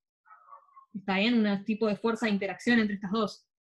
El vínculo sobre esta personita lo mantiene una fuerza que es la fuerza de interacción. ¿Se entiende? Ah, bueno. Sí, sí. Y como tiene justamente su par de acción y reacción, que está ubicado dentro del tabloncito, cuando yo sume las fuerzas totales, voy a estar cancelándolas. Y ya habíamos dicho, cuando estábamos acá dando vueltas, que justamente, entonces cuando estoy sumando todas las fuerzas que actúan sobre los dos cuerpos, se me cancelan las de interacción, y por eso me queda que tengo que sumar las fuerzas externas nada más. Y externo significa cualquier cosa que esté afuera de mi sistema, y le esté haciendo una fuerza a alguno de estos dos objetos, o 3 objetos, o n objetos. Claro, la interacción vendría a ser la fuerza que hay, en este caso, en todos los casos, entre las dos masas. Claro. ¿O no? Claro. Las fuerzas de interacción son las fuerzas que alguno de los objetos del sistema le hace al otro objeto del sistema. Claro. En este caso, que son dos, viene a ser únicamente la fuerza que el tablón le hace a la persona, y la fuerza que la persona le hace al tablón. Esa es la única interacción que hay acá. Pero si fueran más particulitas, como acá arriba que eran un montón, vamos a tener un montón de fuerzas de interacción, ¿no? Vamos a tener la 1 con la 2, la 1 con la 3, la 1 con la 4, la 1 con la 5, y eso solo con la 1. Y esa normal que pusiste ahí sería la normal que hace la superficie sobre la tabla. Claro. No tiene Esta nada que ver con normal la normal rosita entre... es la superficie sobre la tabla. O sea, la superficie Claro. es externa. Como es Perfecto. externa, la cuento dentro de esta cuenta. Gracias. De nada. Y bueno, si planteamos todos los distintos esquemitas sobre la persona y sobre el otro, vemos que el peso de la personita tiene que ser igual al módulo de esta fuerza, ¿no? Para que el vínculo se mantenga acá, voy a tener que mg más esa fuerza F tiene que ser igual a 0. O sea que el módulo de esta fuerza tiene que ser igual a esto. En la situación inicial estamos hablando. ¿Está bien? Como justamente son fuerzas de interacción, tienen el mismo módulo. Y Tengo de una ahí que duda, valga esto. Sí. perdón que interrumpí justo cuando empezaste. ¿Por qué es el tema de que no se conserva si tengo las fuerzas externas esas que pusiste ahí? Justamente en este caso sí se va a conservar porque estoy tratando de mostrarles que esta suma de fuerzas externas es 0. Ah, bien. ¿Y cuál es el criterio para decir que algo es externo o no?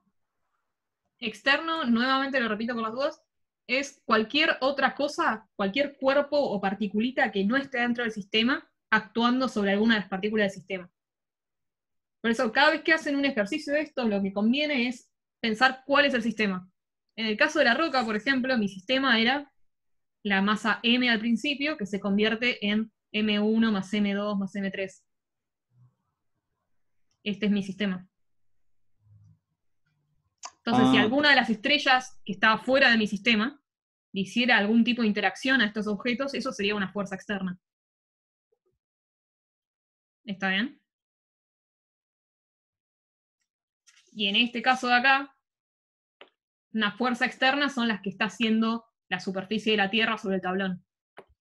O el peso de los objetos, que también es una fuerza de interacción con la Tierra. ¿Se entiende?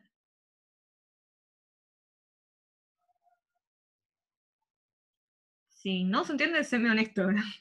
Vuelvo a probar a explicarlo de otra forma distinta. ¿se entendió? ¿Se entendió? Buenísimo.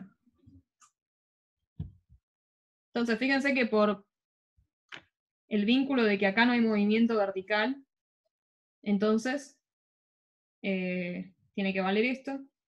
Sobre el tablón va a valer que n más la fuerza opuesta de interacción, que vamos a ponerle un menos, más el peso tiene que ser 0.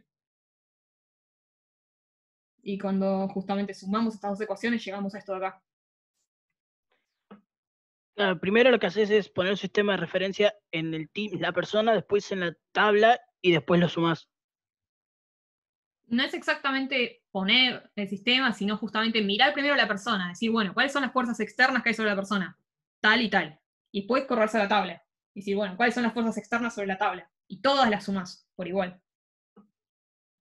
Ok. No es un sistema de referencias, porque bueno, eso lo guardamos para un sistema de coordenadas, digamos. Me hace pensar más en eso. ¿Vamos bien? Entonces, si la suma de las fuerzas externas es 0, entonces justamente el impulso lineal total se tiene que conservar. ¿Está bien? Que era esa idea que Perdón, teníamos al principio de por qué el tablón se movía hacia la izquierda si el hombre se mueve hacia la derecha. Sí, decime. no entendí por qué la sumatoria de las fuerzas externas es 0. Voy a explicarlo de otra forma entonces, porque así no me repito. Pensemos que justamente la sumatoria de las fuerzas externas tiene que ser la masa por la aceleración del centro de masa. ¿Se ve acá? Esto lo habíamos visto antes. Porque es la derivada del impulso total respecto al tiempo. ¿Está bien? Ok. Y la aceleración del centro de masa, también lo podemos pensar de otra forma. Si vos vas a la definición del centro de masa, podés derivar adentro de esta expresión, digamos, ¿no? O sea, la aceleración del centro de masa va a tener que ser la posición del centro de masa derivada de 2p respecto al tiempo. Que va a ser agarrar toda la expresión del centro de masa y derivar respecto al tiempo. Pero que es lo único que varía con el tiempo ahí adentro. Y las posiciones de las particulitas. ¿Está bien? Entonces, de alguna forma, los vínculos sobre las particulitas se reflejan en vínculos sobre el centro de masa. Si uno está pensando que esta personita jamás va a empezar a volar de repente ni se va a hundir adentro del tablón, y el tablón a su vez tampoco va a empezar a volar ni se va a hundir en el centro de la Tierra, quiere decir que tenemos dos vínculos, ¿no? Que la posición de la personita vertical es constante y que la posición del tablón vertical es constante. Entonces, si tanto la posición vertical de uno como la posición vertical del otro es constante, el centro de masa, la posición del centro de masa en esa dirección, también tiene que ser constante. Porque acuérdense que la definición del centro de masa vale coordenada a coordenada, o sea que la coordenada vertical del centro de masa la voy a calcular con las coordenadas verticales de los objetos que están dando vueltas.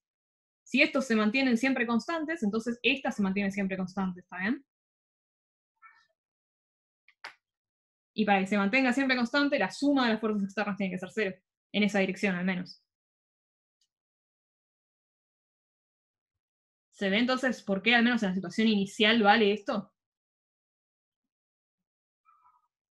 Sí. Ah, está bien, porque todas esas fuerzas son verticales.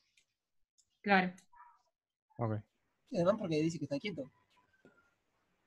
A priori está quieto, sí. Como está quieto, el centro de masa tiene que estar quieto. Y si está quieto, entonces la suma de las fuerzas externas tiene que ser 0.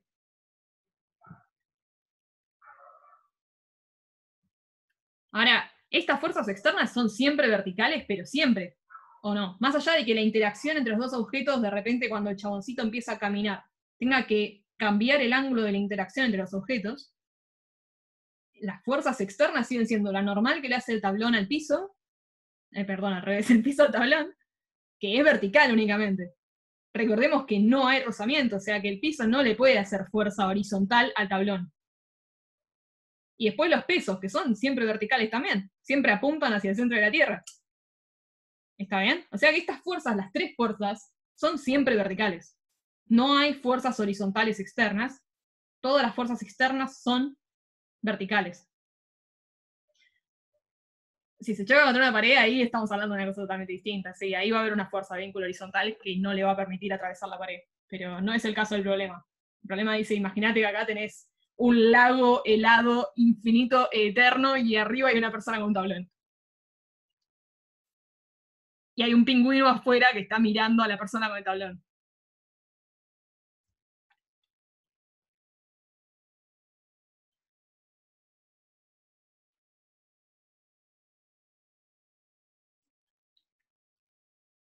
Bueno, vos pensás que eso es, de hecho la pregunta de Woda está muy buena. Si el impulso total es constante, los otros dos impulsos, el de la personita por separado y el del tablón por separado, ¿tienen que ser constantes también? No, la suma tiene que ser constante. No. Claro, la suma tiene que ser constante, o sea que no necesariamente que la aceleración del centro de masa, que ya vimos, que es la suma de las fuerzas externas, ¿no? Porque la masa total, bueno, en este caso es m chiquita más m. Por la aceleración del centro de masa es la suma de las fuerzas externas, que es igual a 0. Que la aceleración del centro de masa sea 0 no implica de ninguna forma que las aceleraciones de cada uno de estos objetos tengan que ser 0. Ah, ya. O sea, para hacerlo lo más obvio posible, uno puede agarrar las posiciones de todas las particulitas, ¿está bien? Analizar cada una por separado y entonces vas a ver inmediatamente qué le pasa al centro de masa. Si vos agarrás cada una de las posiciones, entonces podés calcular para todo tiempo qué le pasa al centro de masa, ¿sí? Pero no es siempre cierto que a partir de qué le pasa al centro de masa sabemos qué le pasa a cada una de las partículas. ¿Está bien? No es cierto esto. No hay ida y vuelta. Si vos conocés la posición del centro de masa, ese punto ficticio donde uno puede poner una pelotita y pensar qué le pasa a todo el sistema, en todo tiempo, no necesariamente vas a poder calcular todos estos. Porque vos pensás que acá hay un montón de incógnitas, tantas incógnitas como partículas. En el caso del chaboncito y el tablón, viene a ser dos incógnitas, ¿no? La posición del chaboncito y la posición del tablón. Por ende, si vos sabés una sola de las posiciones, que vendría a ser la posición del centro de masa, que es algún punto matemático que anda flotando por el medio, no podés saltar y decir, a partir de un dato saco 2. Y de la misma forma no podríamos decir que porque, qué sé yo, todas las... No, eso no me gustó. Sí, ¿por qué no? No podemos decir que si un globo que tiene aire adentro y está lleno de partículas se mueve hacia arriba, entonces todas las partículas se mueven hacia arriba. No es cierto. Sabemos una idea general de que la mayor parte de las partículas se tienen que mover hacia arriba. Pero no sabemos que todas las partículas se mueven hacia arriba. ¿Está bien? ¿Se entiende? Sí, perfecto. Bien. Bueno, de alguna forma medio que ya resolvimos el inciso A y el B, ¿no? En cierta forma. Porque si sabemos que la aceleración del centro de masa es 0, ¿qué le pasa a la velocidad del centro de masa? Voy a escribirlo acá por las dudas. No hay fuerza de rozamiento aplicada sobre el tablón, ¿está bien?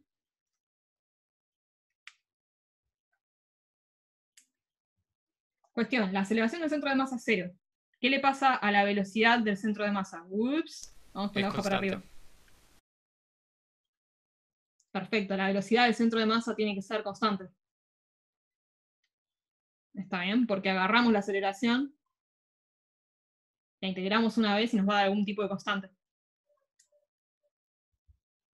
Che, y ahora, si el problema originalmente decía que se está todo quieto, que estamos en el medio de un lago congelado con una persona parada encima de un tablón y está todo quieto, el pingüino parado afuera ve todo quieto. Entonces, si la velocidad del centro de masa tiene que ser constante y al principio era 0, lo que nos dice es que es siempre 0, ¿no?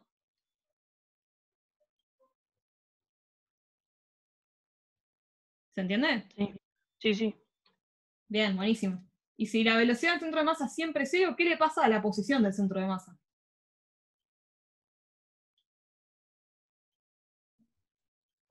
Se queda quieto. Es constante.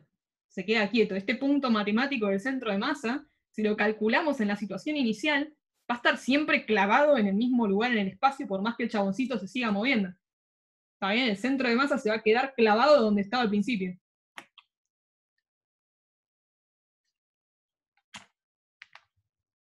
Perdón si las hojas estas son un asco. Yo esto lo tengo pasado lindo en látex, no se desesperen. Tengo un mal uso de pizarrones. Muy mal uso de pizarrones. Bien, entonces, si el enunciado nos pedía que sacáramos la posición del centro de masa y la velocidad del centro de masa, esta ya la tenemos resuelta. Va a ser siempre 0 constante. Está re lindo, ¿vale? No, no, es un espanto. Por eso les digo que los pingüinos me van a costar. Pero para la siguiente clase les dibujo un pingüino. Entonces, la velocidad ya la tenemos, es constante y es 0. Y la posición del centro de masa no la tenemos realmente, pero sabemos que al menos va a ser siempre constante. Por ende, podemos calcular la posición original del centro de masa y ya vamos a haber resuelto el punto A. ¿Está bien? ¿Qué hacemos para eso? Yo diría que lo primero que hacemos es poner algún tipo de sistema de coordenadas en estos dibujitos del chaboncito y el tablón.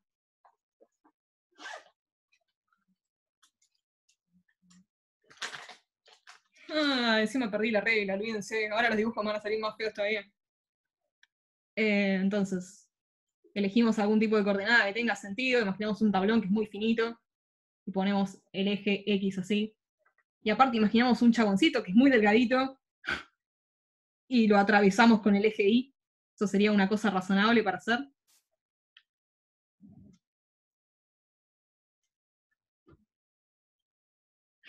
No tengo la sube a mano tampoco. Bien. Entonces, tenemos una persona de altura h parada en el origen de coordenadas, y tenemos un tablón de longitud L, también acostado, pero con la punta en el origen de coordenadas, ¿está bien? Y nos dicen, como dato del problema, que la persona ideal y perfecta y el tablón ideal y perfecto son homogéneos. Homogéneo quiere decir que la masa se distribuye de forma uniforme. ¿Está bien? Que si vos agarrás y partís un pedacito minúsculo de tablón acá al fondo y un pedacito minúsculo de tablón acá, son iguales las masas de esos dos pedacitos. ¿Está bien? Y si uno está tratando de sacar medio la posición media de la masa del tablón, cuando estás señalando con el centro de masa a algún lado, ¿dónde se imaginan que está? La mitad. Claro. En la mitad tiene que estar. ¿Está bien? Y lo mismo con la personita. Si la personita olvidamos que son palitos con manitos y patitas y no sé qué, y la imaginamos como un cilindro perfecto, ¿está bien?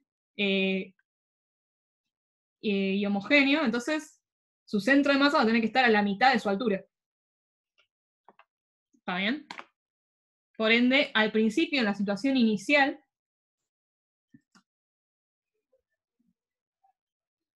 ya podemos saber que la posición del centro de masa de la persona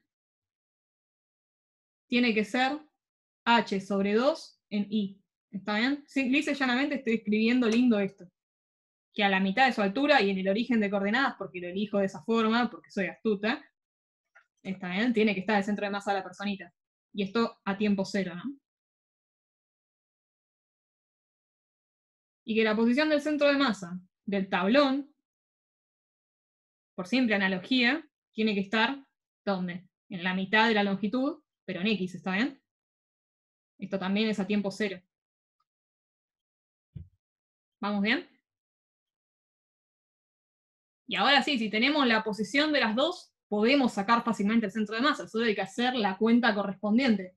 De alguna forma lo que estamos aplicando acá es el principio de superposición, que tan confusamente expliqué con una cuenta arriba, que nos decía, vos sacá el centro de masa de lo que sea que tengas acá. Sacá el centro de masa de lo que tengas acá, reemplazá a los dos con una partícula, olvidate de que hay un chaboncito y un tablón, y empezá a pensar que en realidad es una pelotita acá que concentra toda la masa del chabón, y una pelotita acá que concentra toda la masa del tablón. ¿Está bien? Y calcular el nuevo centro de masa de este sistema. ¿Sí? Que va a estar en esta línea en algún lado. Si el chaboncito pesa más que el tablón, va a estar más cerca del chaboncito. Literal, solo tenemos que hacer la cuenta del centro de masa total, multiplicando la posición del hombre por su masa, la posición del tablón por su masa, y dividiendo por la masa total del sistema. El promedio de las dos. ¿Bien? Y si hago el promedio de estas dos, me va a dar la masa por h sobre 2 en i, más esta masa por L sobre 2 en X, dividido M más M. Por ende, ¿qué nos está diciendo? Que el centro de masa de todo el sistema, en la posición, en la coordenada X, va a estar acá en M chiquita, sobre M más M, L sobre 2. ¿Lo ven? Simplemente estoy descomponiendo esto como M sobre M más M. H sobre 2 en I, más M chiquita sobre M más M, L sobre 2 en X. ¿Bien? Y de forma análoga, cambiando las masitas, y cambiando L por H, vamos a ver que la posición en I del centro de masa está dado por esta coordenada. ¿Estamos bien? Y esto en realidad lo estamos calculando al tiempo inicial, pero ya sabemos, porque lo dice por acá atrás en algún lado, que la posición del centro de masa tiene que ser constante, y la velocidad del centro de masa tiene que ser idénticamente cero.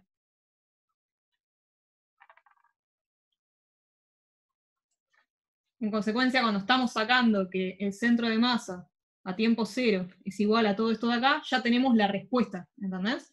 Teníamos una respuesta acá arriba. Ya habíamos sacado que la velocidad del centro de masa es cero para todo tiempo. Y acá ya estamos sacando que la posición del centro de masa es esta para todo tiempo también. Así que le damos un tic al inciso A y al inciso B. Ya tenemos las dos soluciones de eso. Ahora que lo pienso, soy la pesadilla de personas que toman apuntes como yo. Yo que estoy cursando también estoy tomando apuntes únicamente en el PDF. O sea, los profesores suben de antemano el PDF y yo les escribo cositas al costado.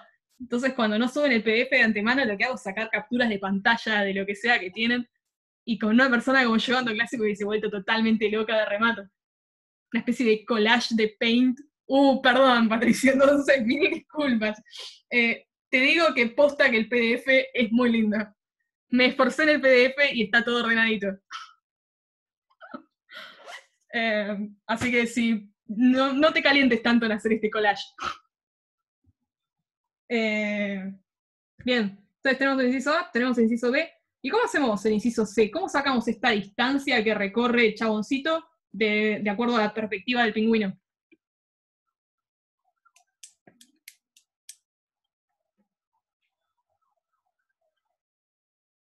¿Alguien tiene Sacando alguna la idea? masa, sí, que como el impulso lineal es constante, el producto de las masas por la velocidad sumado también es constante.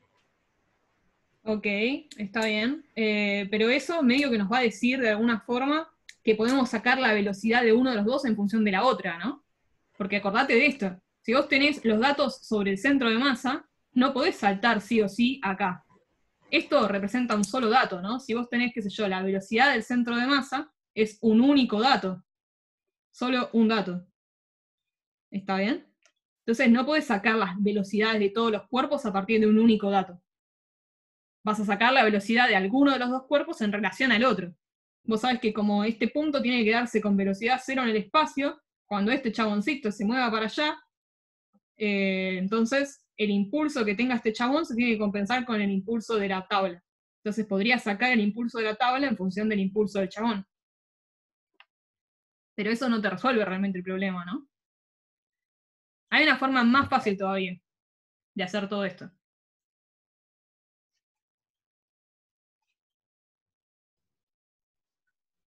¿Involucra algún movimiento relativo o algo? No, Vos de sabés, hecho no, porque pensemos que como se conserva todas estas cosas, uno directamente puede olvidarse de la imagen del medio, ¿no? Te están preguntando algo directamente sobre la situación final. No importa en realidad cómo se está moviendo el chaboncito o cómo se está moviendo la tabla, sino a qué posición finales están llegando. ¿Está bien? No queremos buscar la velocidad de esta masa en función del tiempo y la velocidad de la otra masa en función del tiempo. No nos interesa. Con saber a dónde llega nos alcanza. el centro de masa, la posición es constante, no va por ahí. O sea que en Claro, la bueno, situación final, por ahí vamos mejor, ¿no? A partir de la velocidad, o sea, sabiendo que la posición del centro de masa es constante, sí podemos de alguna forma encontrar una relación que tiene que existir siempre entre las dos posiciones, ¿no? Siempre el centro de masa tiene que estar en el medio, por ende, si de repente el hombre se mueve hacia la derecha y va a parar por acá, queda flotando en otro lado esta partícula. Como esto todavía tiene que estar en el mismo lugar, No esta se otra ve lo que estás masita tiene que estar en escribiendo. otro lado. Sorry, me disculpo. La masa esta, si el hombre de repente se empieza a mover hacia la derecha, el centro de masa de todas formas se tiene que quedar quieto flotando en el aire. ¿Está bien? ¿Dónde estaba? Lo cual quiere decir que siempre que conozco la posición de una de las masas, conozco la posición de la otra. ¿Está bien? Siempre tienen que estar unidas por una recta que pasa por el centro de masa de alguna forma. Esto es porque son dos masas, ¿no? Claro, esto porque son dos masas, sí. Si yo tuviera tres masas, entonces medio que tendría, qué sé yo, la posición de las dos masas en función de esta. Puedo sacar un dato a partir de esto. Tengo un solo dato de un lado, puedo sacar un solo dato del otro. O sea, una relación entre las cosas. Bien, entonces, si el centro de masa es constante, si conozco la posición de uno, conozco la posición del otro. ¿Y hay alguna otra cosa que nos relacione las posiciones? A lo mejor nos conviene ya poner unas coordenadas, ¿no? Elegir cómo escribir las coordenadas del chaboncito y del tabloncito. ¿Qué tal si elegimos como coordenada del chaboncito justamente la coordenada del centro de masa del chaboncito, ¿no? Esto le decimos que es XM. ¿Saben qué? Voy a hacer de nuevo el dibujo. Así no queda un enchastre total. Tenemos al chaboncito parado al principio. Y después los dibujamos a los dos en alguna otra posición distinta. Donde el hombre se movió un poco para la derecha y el tablón se movió un poco para la izquierda.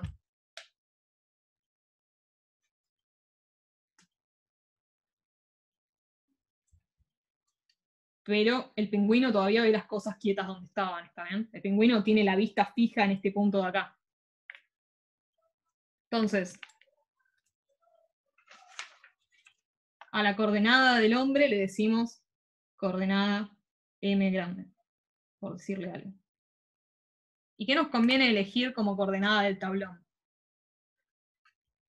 ¿Qué proponen?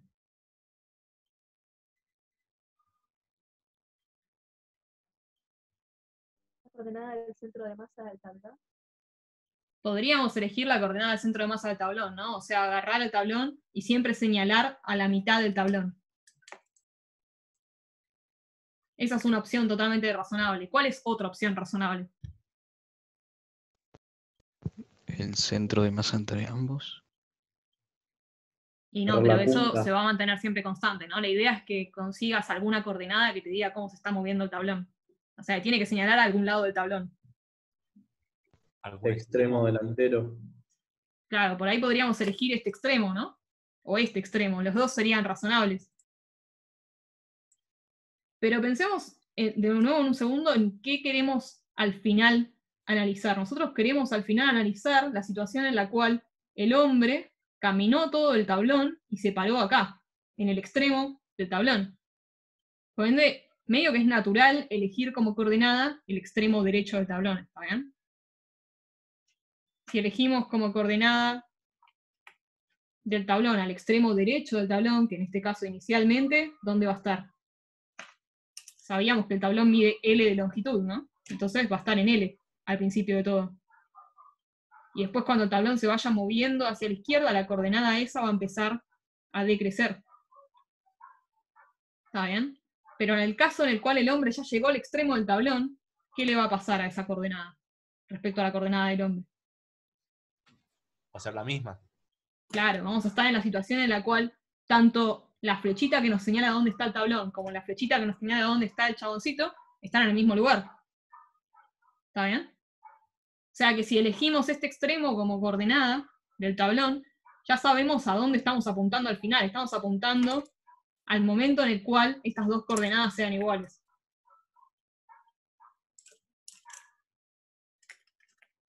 Entonces lo único que nos está faltando al fin y al cabo es, por esta situación de acá ya vamos a saber si tenemos una, dónde está la otra. Pero a su vez, podríamos tratar de escribir siempre dónde está el centro de masa respecto a esta coordenada. El centro de masa del tablón, me refiero.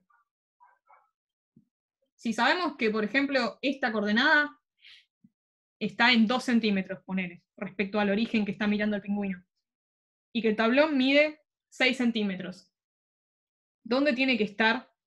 Y la persona está parada en un tablón de 6 centímetros. Ah, perdón. Si sabemos cuánto es esta distancia, ¿podemos sacar dónde está ubicado el centro de masa del tablón? Sí. Le restamos la mitad. Claro, le restamos la mitad de la longitud del tablón y ya estamos. O sea, sabemos que el centro de masa del tabloncito tiene que ser siempre esta coordenada que elegimos nosotros para el tablón, la coordenada rosa, menos la mitad de la longitud del tablón. Y a su vez, como somos piola, ya elegimos que el centro de masa del chaboncito esté donde está nuestra coordenada del chaboncito. O sea, ya tenemos estas dos relaciones, ¿está bien? Entonces, si sabemos dónde están los centros de masa de estos dos, podemos reescribir el centro de masa de todo el sistema, ¿o no? Usando literalmente la definición, que decía agarrar las dos posiciones y promedialas usando las masas.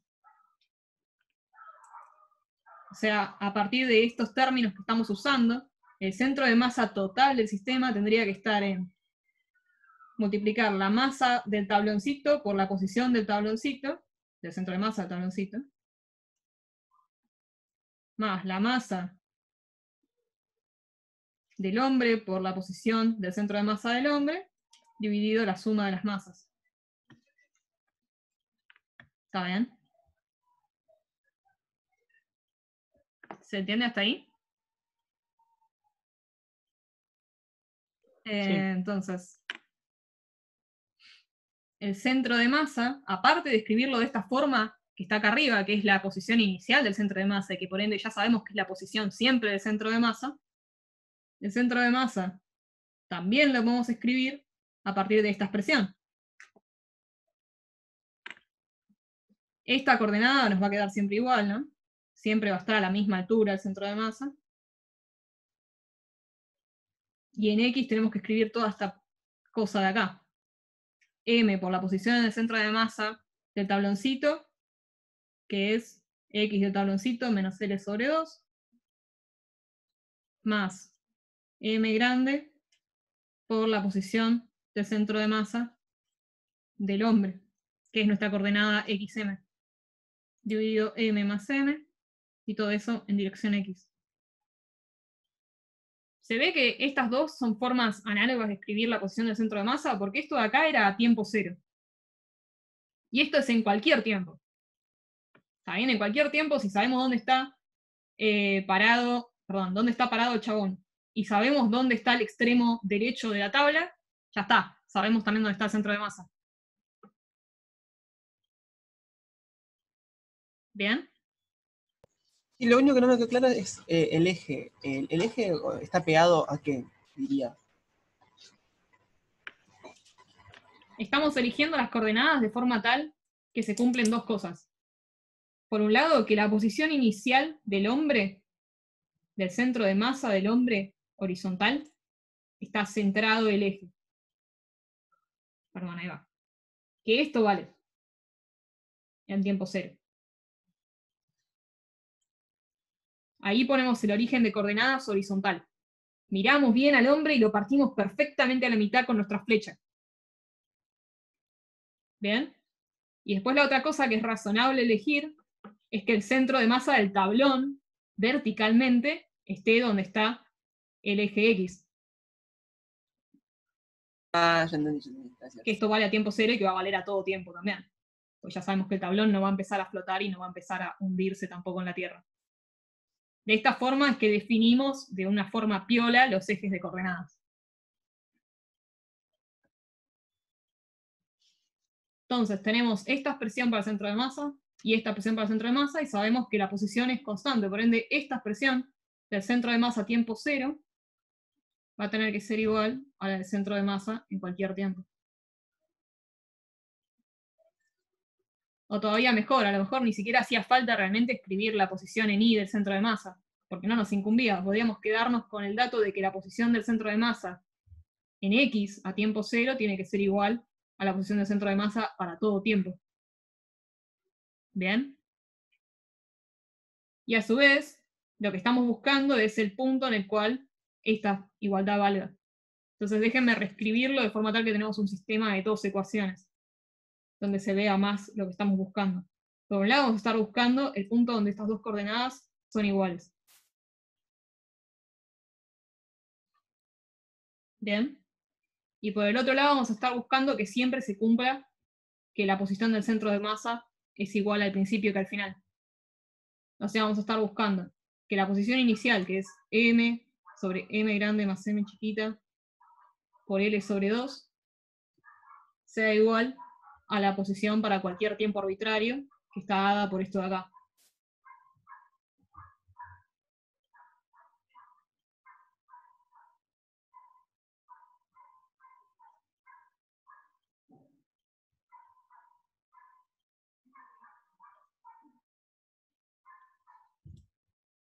¿Lo ven?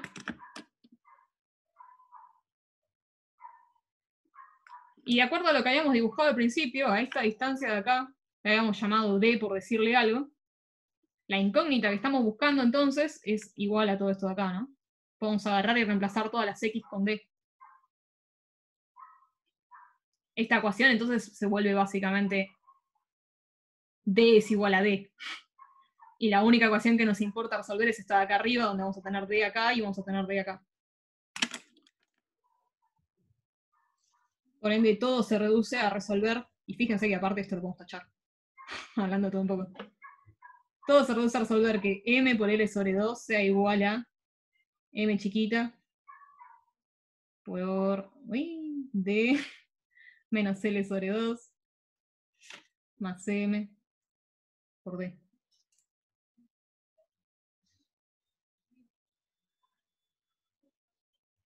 M por L sobre 2 es igual a M chiquita más M grande por D menos M chiquita L sobre 2. Paso este para el otro lado. M por L es igual a M chiquita más M. Entonces la distancia que recorre va a estar dada por M chiquita sobre M más M por la longitud del tablón. Estoy tachando nada más esto de acá abajo.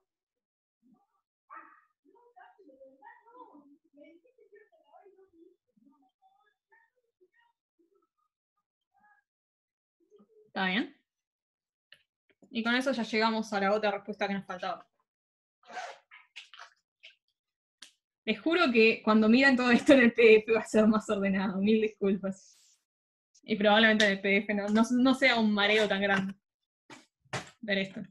Pero acá tenemos la respuesta del inciso C. ¿Está bien? Que esta es la distancia que el pingüino ve que se movió el hombre desde afuera. ¿Qué valores toma esto? Si las masas son iguales, ¿en qué posición final se ubica entonces el hombre? La mitad del La tablón. mitad del tablón. Claro, si las masas son iguales va a quedar exactamente a la mitad, ¿no? Si la masa del hombre es más grande que la masa del tablón, ¿va a quedar a la derecha o a la izquierda de la mitad del tablón?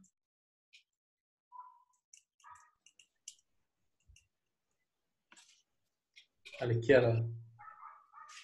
Si la masa del hombre, esto lo podemos escribir como, si sacamos m chiquita de factor común, acá vamos a tener que estar dividiendo, ¿no? Entonces, si la masa del hombre es más grande que esto, acá abajo me va a quedar un número que es más grande que 2. ¿Está bien? Claro, claro. Lo cual quiere decir que en la posición final, en la cual el hombre está parado en el extremo del tablón, el tablón no se va a haber movido la mitad, sino que se va a haber movido una distancia un poco menor a la mitad, porque acuérdense de que en la situación inicial el tablón estaba alineado con el eje, ¿no? Entonces, si D es más grande que la mitad del tablón, eso nos quiere decir que el tablón se movió menos de la mitad. Y todo funciona perfectamente en esta expresión aparte, porque fíjense que siempre es un número que está entre 0 y L. Amén. Bien. Con esto entonces resolvimos los dos problemas. Hablamos de impulso y hablamos de centro de masa. Yo también había pensado en hablarles un poco de cómo se calculan los centros de masa de estos objetos tablón y personita cuando las cosas no son discretas, ¿no? Cuando no tenemos un conjunto de partículas definidas en lugares específicos del espacio, sino que tenemos un cuerpo que es extenso. Pero me parece que me lo voy a ahorrar, así les dejo más tiempo de consultas. Lo que sí, ya lo tengo pasado eso al PDF, así que ahí lo van a ver bien cómo se hacen esas cosas. Y imagino que la clase siguiente, que ya arrancamos con impulso angular, probablemente también vaya a hablar de eso. Pero se acabó la parte de la física clásica, y yo sé que tienen dudas de relatividad, así que me parece que va a ser mejor que les deje media hora. ¿Les parece bien? Para preguntar dudas. Así que voy a cortar el video.